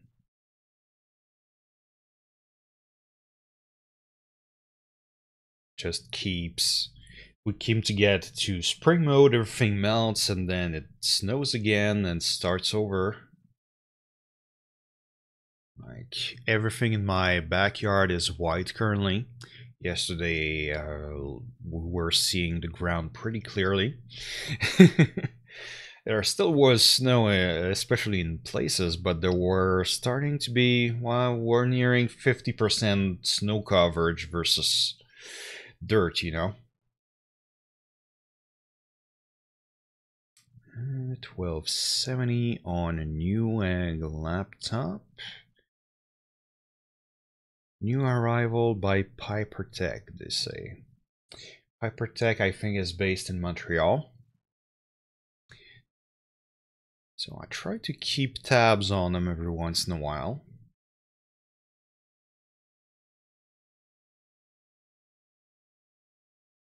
And they often sell through either Amazon or Newegg.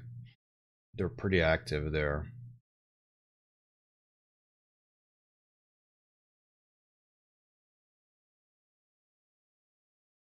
Right, everything's good there.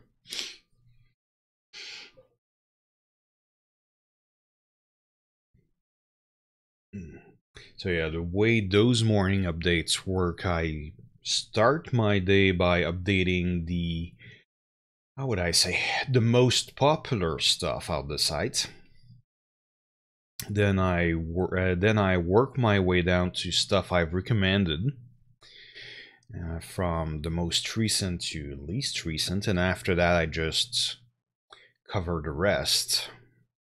And on special days like Thursdays and Friday, where some retailers are known to put a lot of their new rebates in place, I try to cover those guys first. So at this point, I've covered pretty much all the bases, and I'm just filling in the filling in the blanks, working through the less popular content on the site. So those are devices I haven't recommended yet, and stuff that didn't get any visits in the last 24 hours. I still want to look through those because you never know. It could, one of those might be a great deal I might want to recommend this weekend for the newsletter. So I try to cover as much on Friday morning as I can. Also try to do a full update pass on Saturdays. But yeah, the rest of the week I content ending at 50% or so. I still end up rarely having anything old, any data older than 24 hours on the site. Well, 24. I would probably say, I mean 48.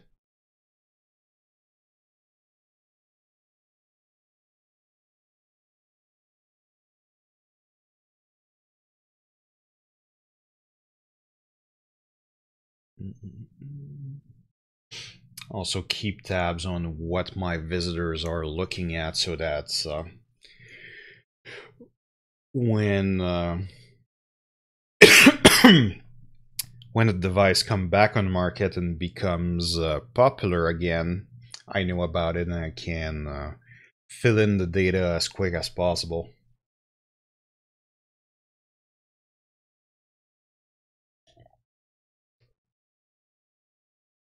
So yeah, a lot of work goes into keeping TechAdvisor.ca fresh and pertinent and current. which could be a surprise. I think most sites that covers prices and deals are of an automated nature nowadays. It's probably something that even plays against me right now, because most people might mistake me for a deal shopping kind of site, while TechAdvisor is more of a comparison engine. It's just that I feel it's very important to keep price in mind when you do evaluate someone needs and what's the best solution for them and all that stuff. Because yeah, most reviewers just stop at the MSRP, but I don't think most people buy a device at their MSRP value.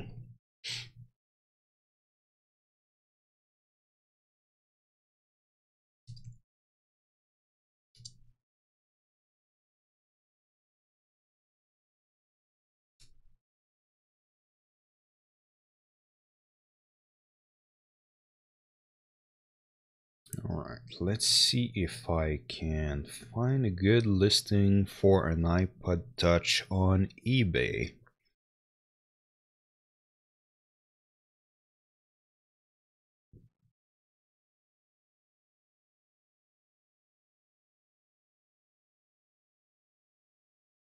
So it's hovering at $207 right now, with some important shipping charges, but yeah, no popularity of late.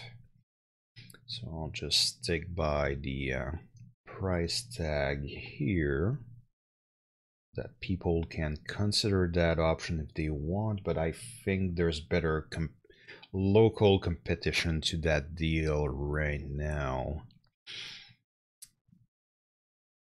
Yeah, and I don't like when sellers on eBay tell us that condition is new and then other.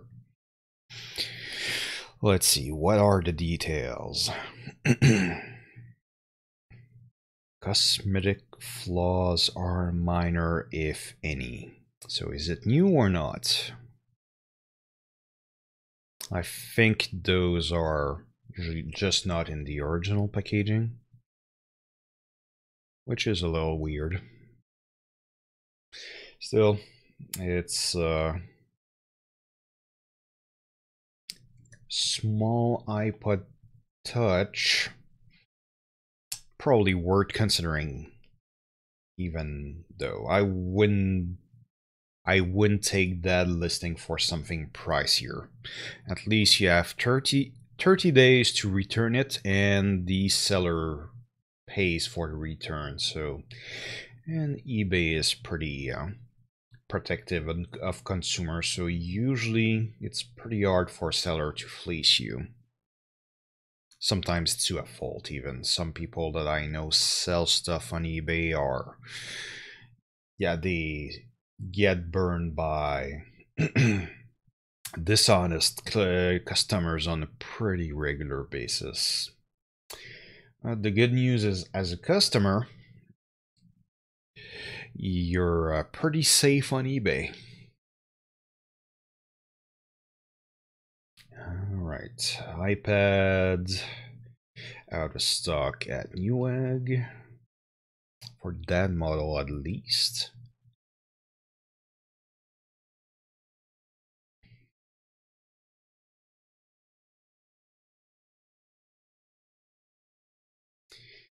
$754 on LG G6. That one comes into my list every once in a while. Got really good reviews back in the day. Because yeah, that looked like a pretty solid phone overall.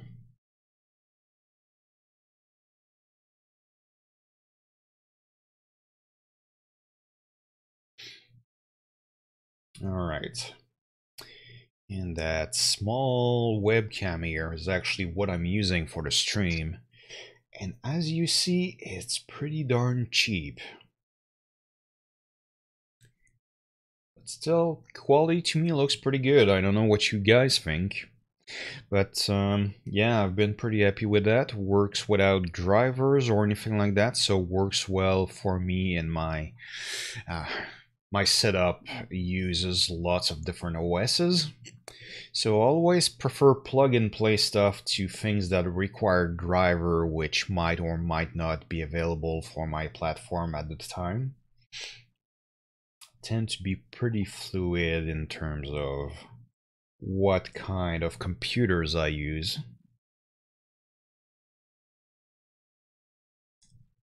So let's see.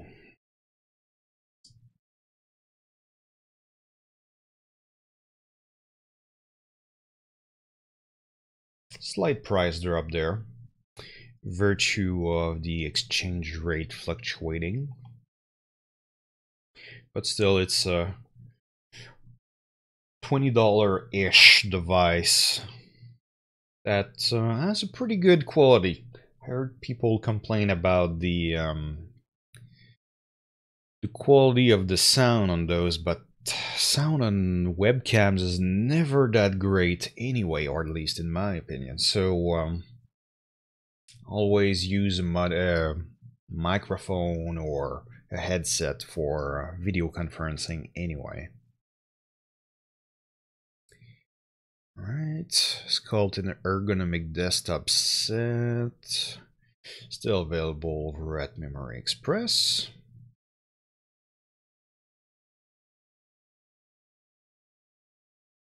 Robot had trouble with that link last night, but today it's fine, so maybe they were doing maintenance during the night. Let's see, 110, same keyboard. I kind of like that set for a few reasons. I'm not personally using an ergonomic keyboard and mouse. Well, not that much.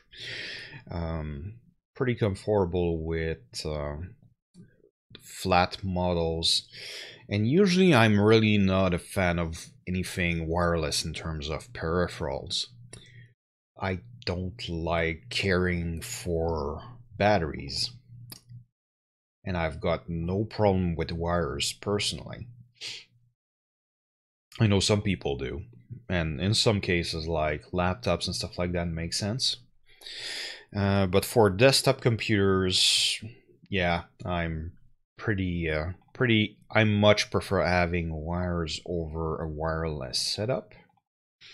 But in the case of the Microsoft Sculpt, the nice thing is they have the number pad on a separate unit. So when you're not using your numpad, you can move it away and use that space for your mouse and have much more natural position, because yeah, the full-size keyboard with a numpad are a little wider than what would be the perfect posture for most people. So having it separate and wireless makes it very easy for you to just adapt your workspace to whatever is most comfortable for you, and that actually makes a lot of sense in that context. So yeah, I definitely like the idea behind that mouse and mouse keyboard combo.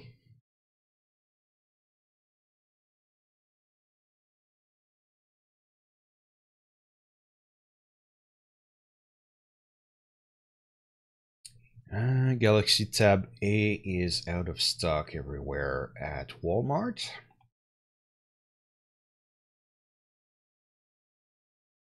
Price even came up quite a bit.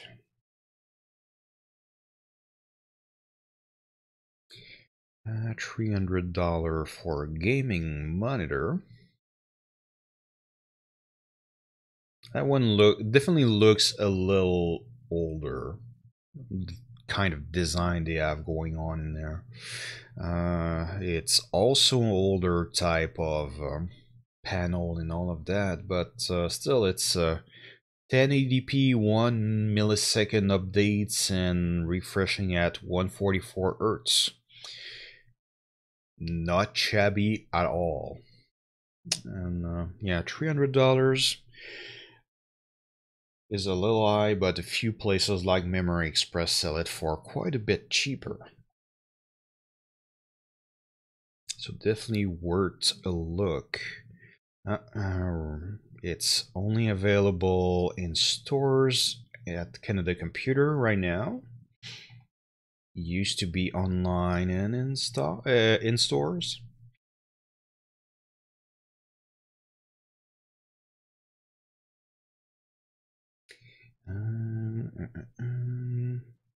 And that Dell laptop, yeah, it's a little higher in price than it used to be right now. Strange when those things happen.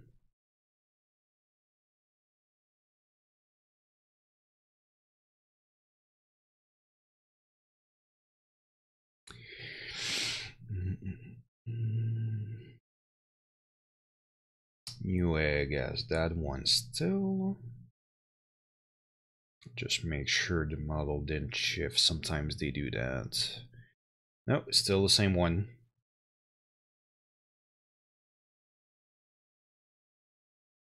Yeah, pretty good value actually, even at its current price. It's pricier than last time I recommended it, but it's still a valid option.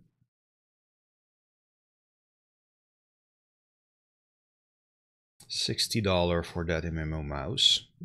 I used that briefly. The reason why I stopped using it was mostly that it wasn't doing what I was hoping for me. The reason I grabbed that is that I was getting cramps in my hand with my Proteus mouse, and I wanted something to basically not claw grip, because over time that was starting to cause me a little bit of pain. So I used that instead, and it's a comfortable mouse. It did the trick for a while. But yeah, I had to have sensibility very high. You can't lift that mouse as much. You can do it. But basically every time I have to lift the mouse and move the mouse on a regular basis, that's what was causing me pain. So my solution in the end was using a trackball. And the one I have currently is not one of those Logitech ones where you use your thumb for the ball, but rather a Kensington one where I'm using the middle finger and the index to use. So what that allows me to do is basically shift stress from one part of the hand to another. So whenever I start getting uncomfortable or just needing a change, well, I just swap my input solutions. So yeah, I'm swapping between my Proteus and this Kensington trackball. The trackball is also pretty good in my setup because with the amount of screen real estate I'm controlling from a single tracking device, it's actually pretty well adapted to that. With a mouse, you're kind of constrained by the size of your mat, essentially. And you've got a 1:1 ratio. But with a trackpad, the movement is not based on position of the device on your desk, so it's less effort to drag your cursor from one screen to the extreme opposite.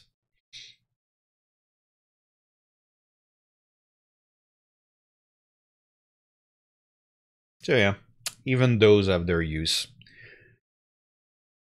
I know quite a few people who like trackballs very much. Ooh, say they're more ergonomic or comfortable to use. And I guess that can be true in some cases, but yeah, both my mouse and my trackball will cause me pain over time. Because, you know, it's all repeated movement. So that's why I switch between the two.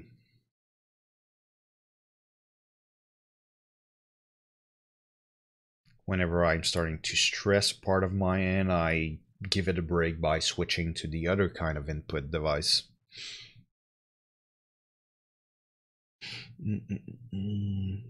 Alright, over at B&H, and that is one of those deals they only reveal when you look at it from the cart. Not sure exactly why they do that. You'd think that, yeah, with rebates, the more people know about it, the more attractive it gets. But yeah, I guess it's kind of Easter egg hunt for shoppers or something like that in those cases. Just means you limit your exposure a little bit. I guess that's why they're doing it with Surface products mostly.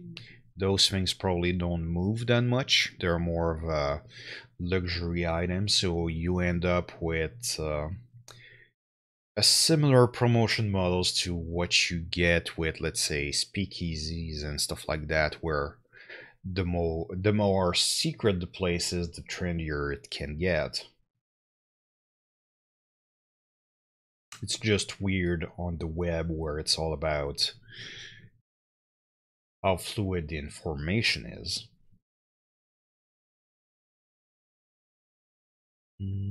Alright, that keyboard and mouse set is available in stores only. Now I hear that one's actually pretty good, especially for that $35 price tag. So if you're playing on a laptop or something like that and want to set up on the desk every once in a while for longer play sessions, that would be a pretty good place to start, especially if you can invest a lot of money.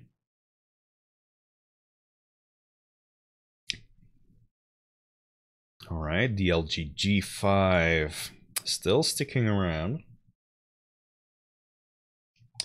G5 was not very popular with reviewers and consumers overall.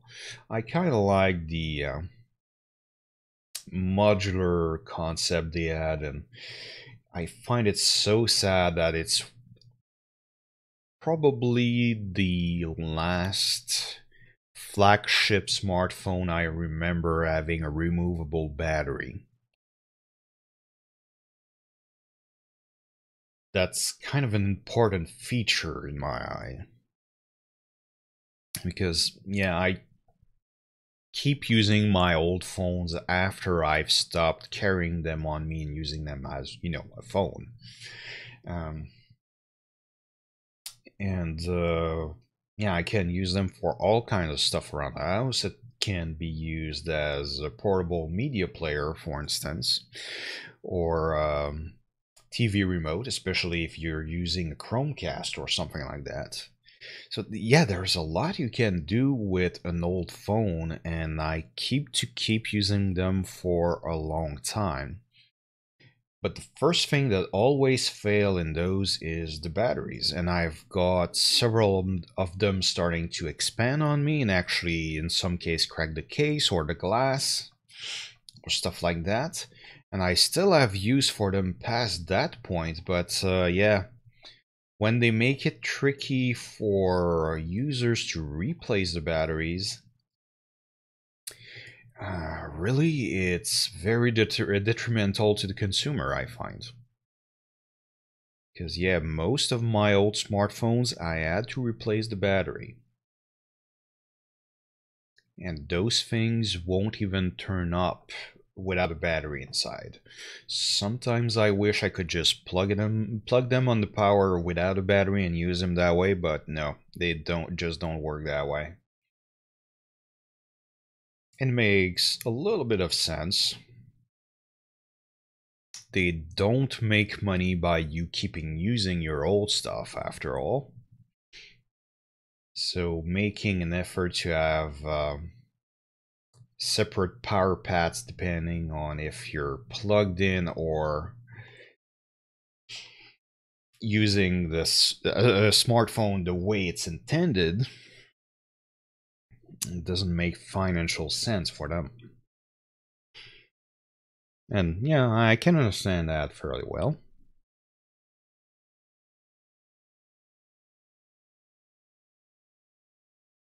A little bit of an edge case when it comes to how I use my old smartphone in the house.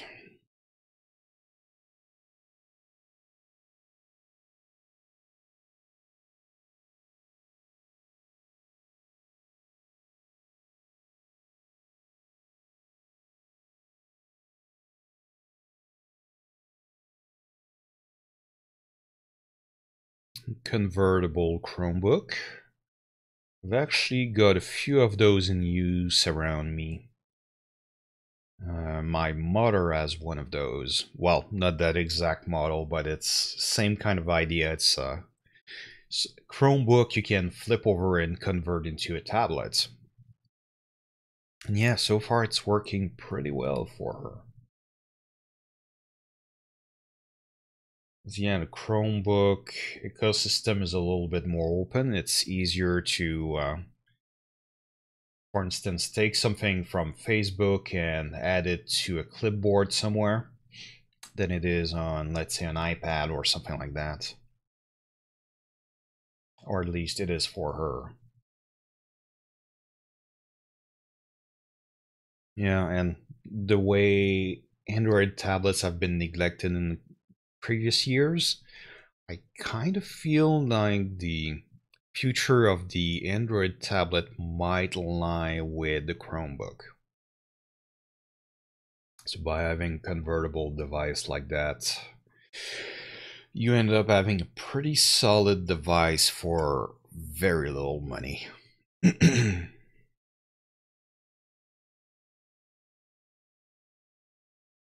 Slight price drop on that keyboard on Canada Computer. In stores and online.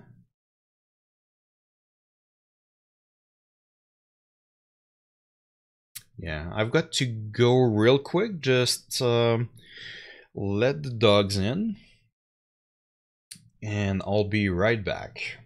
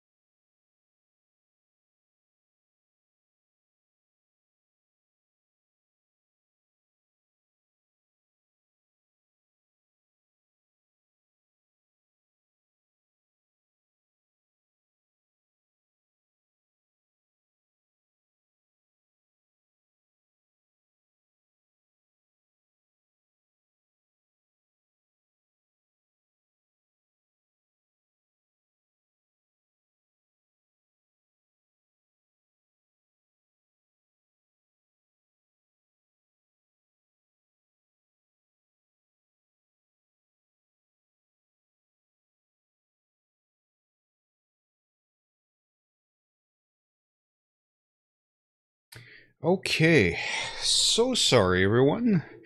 One, yeah, one of my dogs required emergency bath, and I'll leave it at that. So let's get back to work. All right. Price drop on this device over on HP, but sadly they're now out of stock.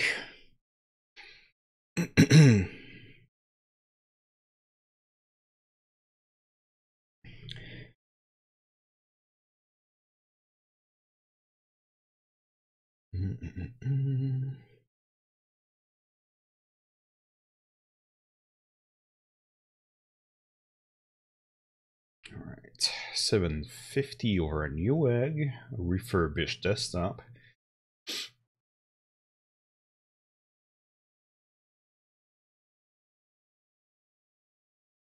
Yeah, and those are pretty good joysticks in my memory.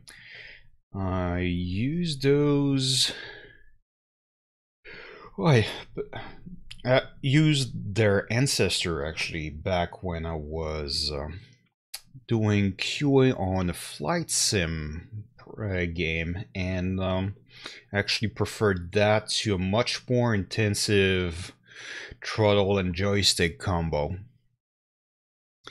Worked very well. It's not expensive, and one of the big benefit it had over the fancy model was that this thing counts as a single joystick, while when you get a separate throttle and joystick, you often get, well, they're separate devices. And obviously, more button means you've got to bind more controls all the time. Well, when you're doing QA anyway, because you don't keep your configurations between build, that could corrupt the results, you know? So that thing was quick to set up to use with Flight Sim and worked very well for the task. Sure, I could, with the fancier setup, I could basically change radar settings and change all the kind of a lot of switches and stuff on my airplane fairly easily using the extra buttons, but for what was needed the most, that small joystick and throttle combo worked very well.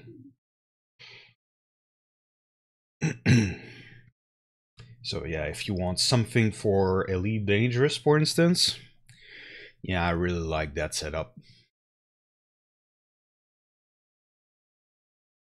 I think mine is still over at my parents', and sometimes gotta admit, I sometimes miss that.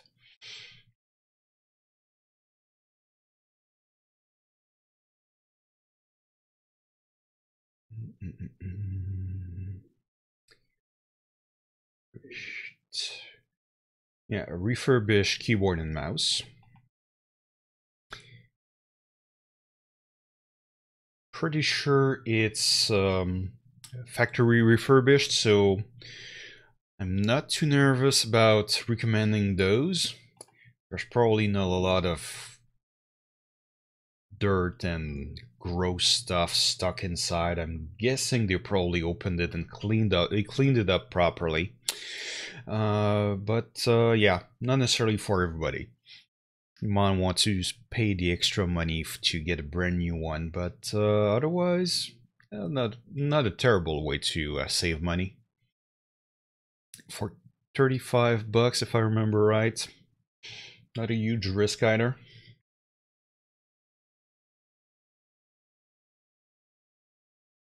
Right, that Rival 300 is available online only. I'll need to get stats for the Rival 310 that has replaced that model, however. The 300 is slowly getting culled out from stores inventory.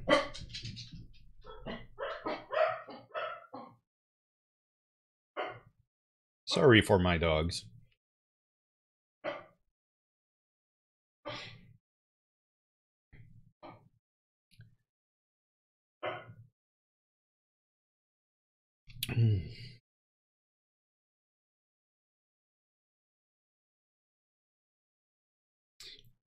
Logitech Lightspeed Wireless Gaming, that one went up in price at Canada Computers.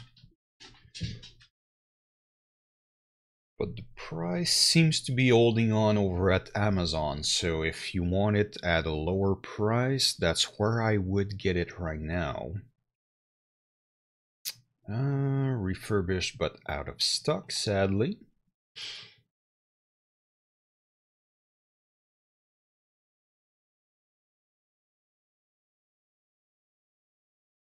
And BlackBerry DTech 50 still out of stock over at Videotron.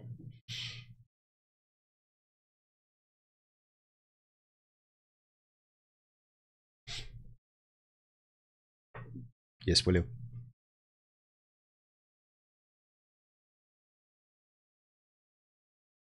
That gaming laptop is out of stock at Newegg and everywhere else from what I'm seeing there. Yeah, laptops rotate in inventory a little faster than desktop PCs. Right, that laptop is gone from eBay as well. It's been gone for a while, so I'll just stop tracking that for now. And let's see, B&H with the Surface Studio.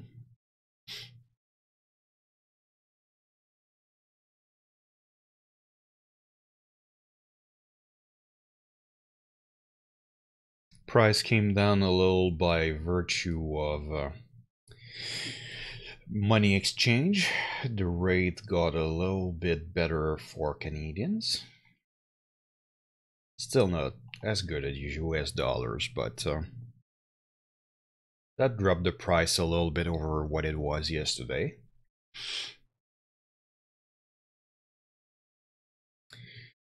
Another BenQ Zoe monitor.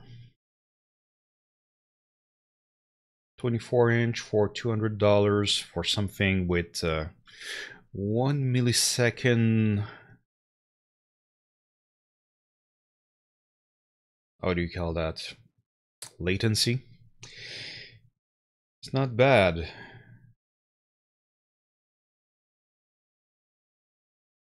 It's got built-in speakers, although quality on those is probably not that great, but that saves space. It's only a 60 Hz monitor, but worth considering, I think.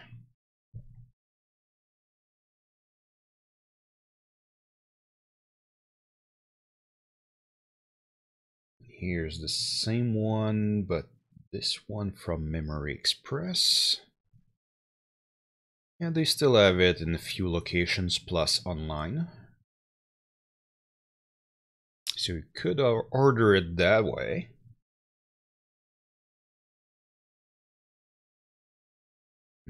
Logitech, and yeah, wireless desktop, that one is out of stock right now.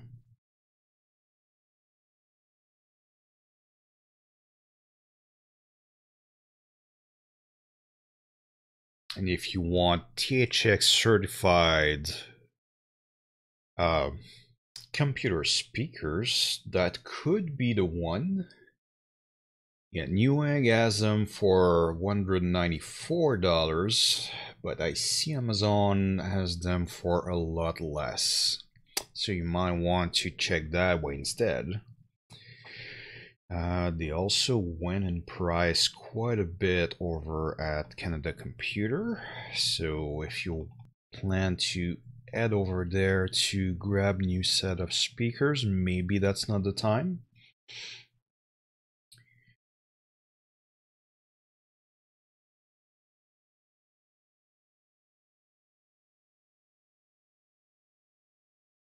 Slight price drop here.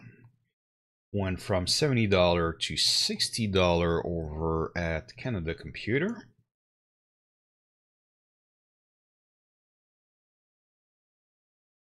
One of those Microsoft wireless combo.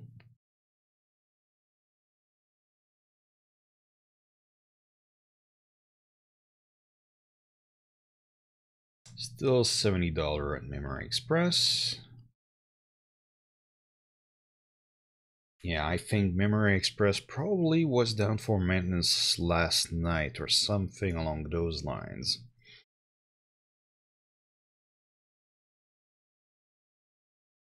So Logitech recertified speakers for only $30. So for something that's refurbished by the manufacturer, recertified and all that, probably not a terrible deal.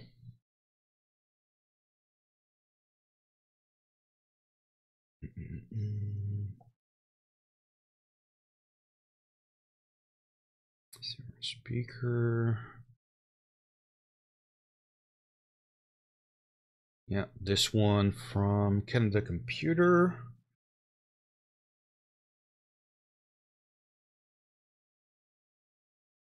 Yeah, $60 is it's a good price, but a lot of other retailers are beating that right now.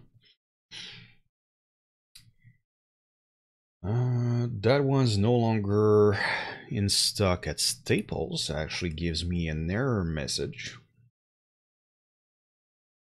So I'll stop tracking that. It's been a few days.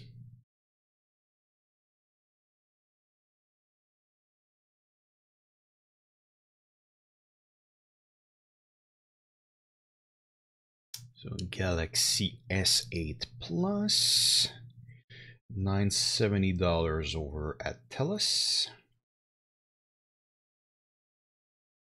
So no change there. Carriers rarely discount the price of their phones. Well, bought off contracts anyway. $120 for 22-inch monitor. So a nice way to make your laptop more ergonomic with a larger screen. For those times where you'd rather sit at the desk and spend maybe an hour at the computer. So whenever you have longer sessions. Mice Computer Stock has that laptop online and in stores for $900. So no change there.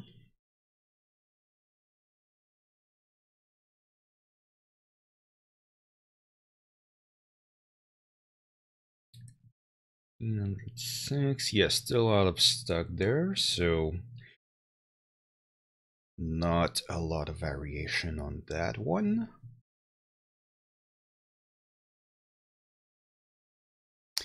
Samsung 24-inch monitor. Pretty standard stuff. Not a bad price.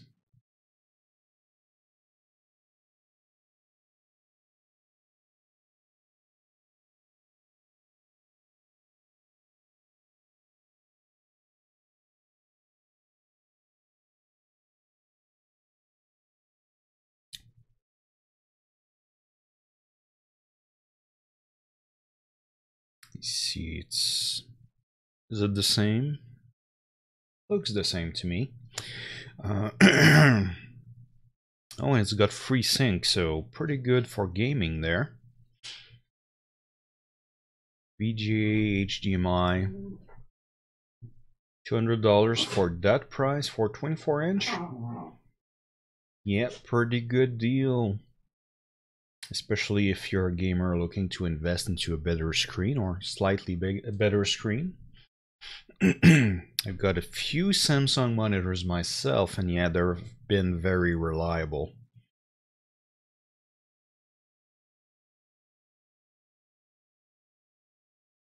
iPhone 7, yeah, no change there. Unsurprisingly.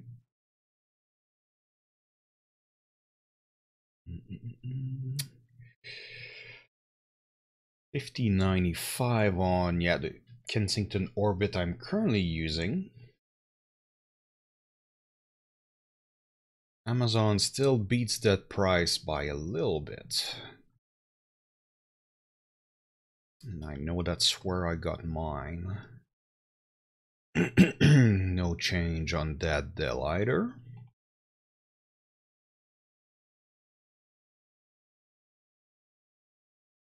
And I'm at the 44% mark.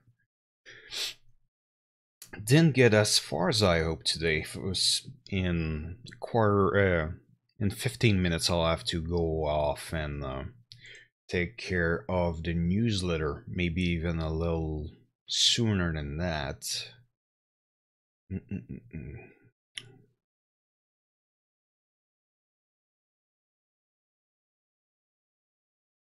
So my completion rate is a little lower than I'd like today. But I'm pretty sure I have all I need for the newsletter anyway, and I'll keep on refreshing data this afternoon.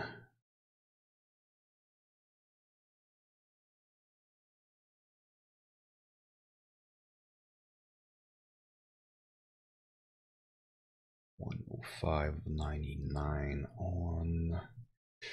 Yeah, I got that webcam. It's a really good one.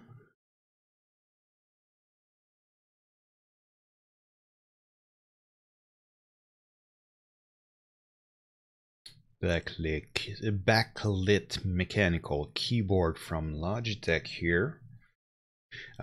Still the same price at Newegg. Probably grab it from Amazon, or, as I said earlier, strangely, sometimes London drugs come true as well.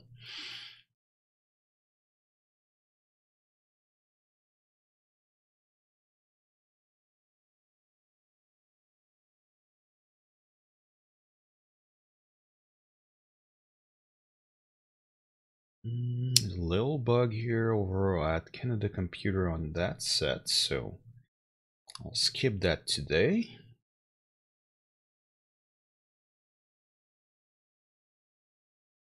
$33.49 at Mike's Computer Shop, online only, or at least according to the website.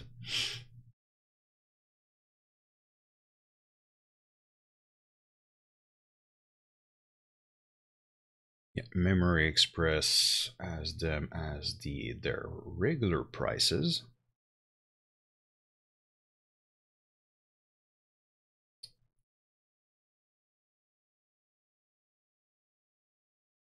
That tower is still out of stock over at Staples.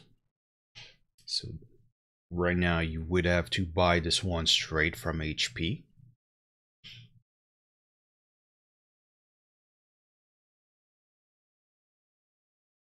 And price drop at Canada Computer on the Logitech Proteus mouse. And I have that one. It's probably one of the best mouse I've ever had, to be honest. I really like the trackball on Logitech mouses, especially those free scrolling ones. It's a huge help with my workflow.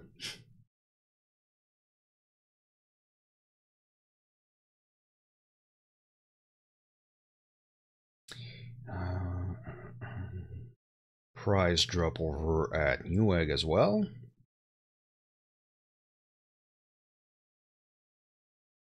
Yeah, mine is not RGB, because honestly, I don't care for that feature. It's not something that personally is worth any extra money. But if you like to be able to tune the color of your mouse or have fancy effects or anything like that, the option is there. As long as it doesn't raise the price, it doesn't hurt anything, it's just that, yeah, to me it's a non-feature. The MMO mouse I have from Logitech is RGB, and it's pulsating. I ended up leaving it on the pulsating setting just because it got to that lighting program at some point, and it's under my desk anyway, so I didn't see it too much. Well, I find it pretty funny to see that glow under the desk, however. I can't tell you that much.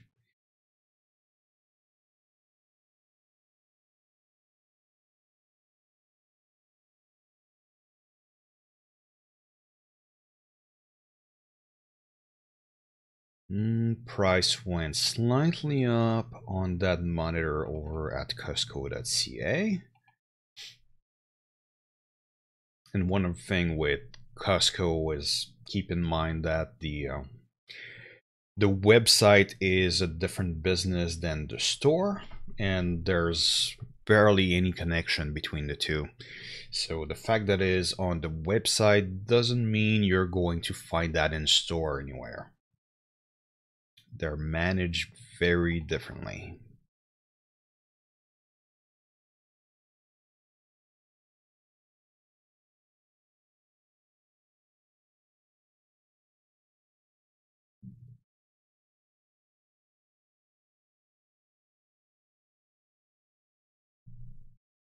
$209.99 on that screen, still over at Canada Computer.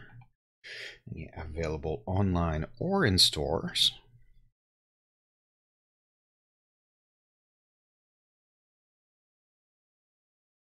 Galaxy Note 8. Yeah, Samsung still sell it.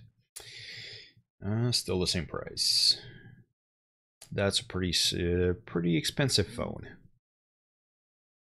But you have the potential option of doing most of your work on your phone if that's something you want to attempt. Could be worth it for some people. I've heard that the stylus is a nice option for instance, realtor who has to gather signatures on a regular basis. If you have some kind of paperless workflow and still need signatures, and you have to travel around for work, Note 8 might actually be a pretty good work option.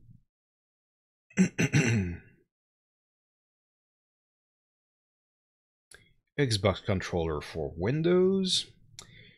It's an easy fix whenever a game asks for a controller. Most games ported to PC come from the Xbox One side of the console environment.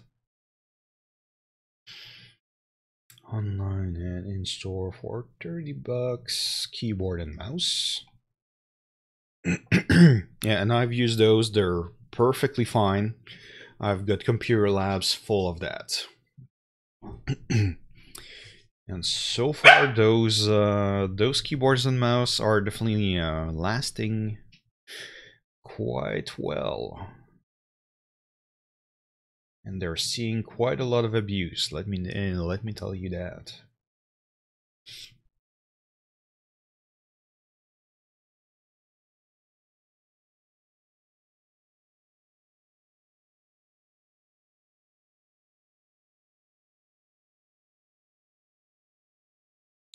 Google Pixel 2,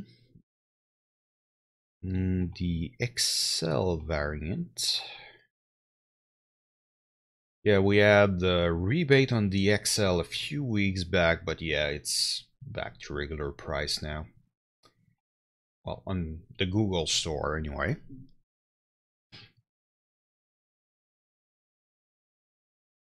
All right, and I'm nearing the end of my stream for today. I'll do a few more updates before I find the compile stance for see which archetypes are better served by the market right now. And then I'll go off and handle the newsletter for today. You can also expect a video version of the newsletter this afternoon. I'll try to upload that to Twitch as well as pretty much every other social media I'm on, so you can find that on Facebook, Twitter. It will be on YouTube as well. And now I'm going to add Twitch for non-live video as well. So pretty much everywhere it's going to be a 2-minute video. So if you prefer your information is more in the short and sweet format, if you prefer a summary rather than seeing all the details I'm currently going through, that might be the better format for you.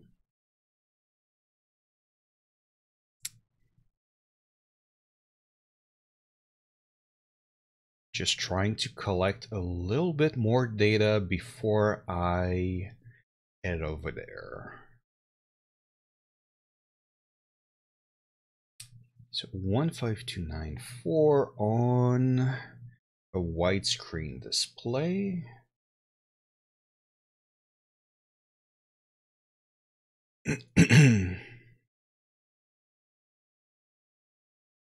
Almost 140 for 22-inch IPS display with HDMI. That's always convenient. It's available in stores only at Canada Computer.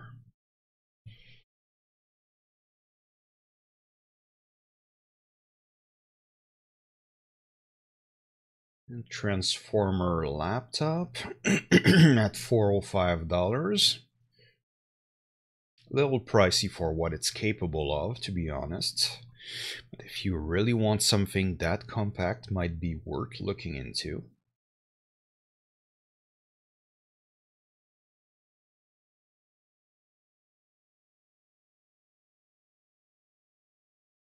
Slight price drop at Newegg, so I'll continue that.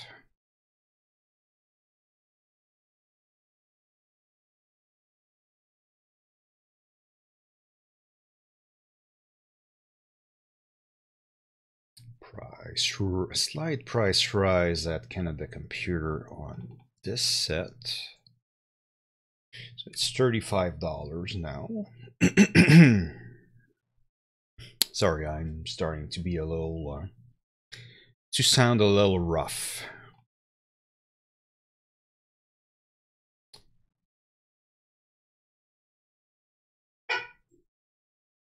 Slight price change there too. Yes, Willow. What's up? Yeah, and she's just off camera. Yes, Willow. So $66.99 online and in stores.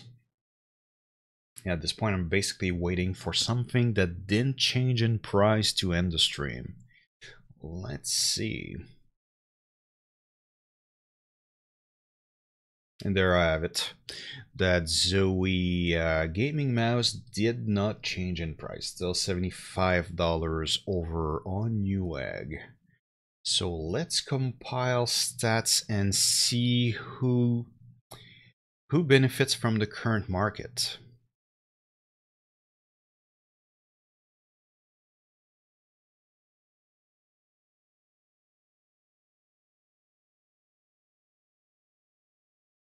Prices, yeah, they came up a few dollars on average since yesterday, but nothing really notable.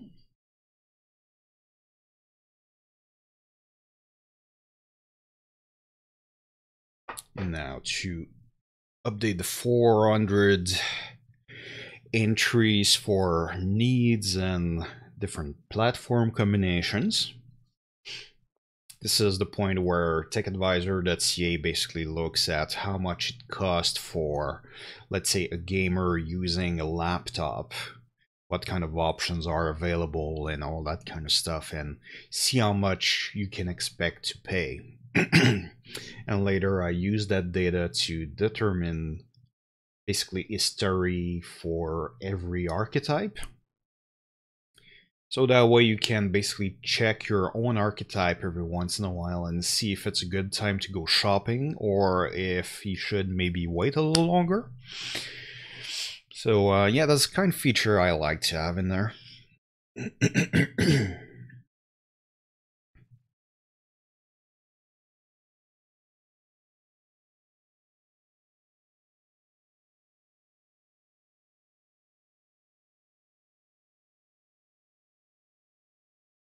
And I'll see which one got posted recently. Try to not always publish the same stuff, you know.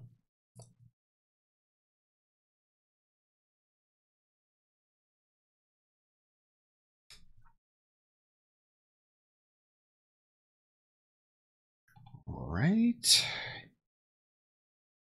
So historical data is compiled. Now I just have to compile the comparison data.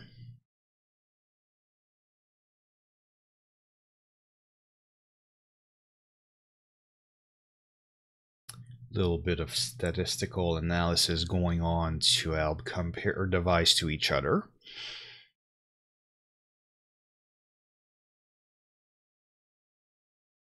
All right. So let me show you.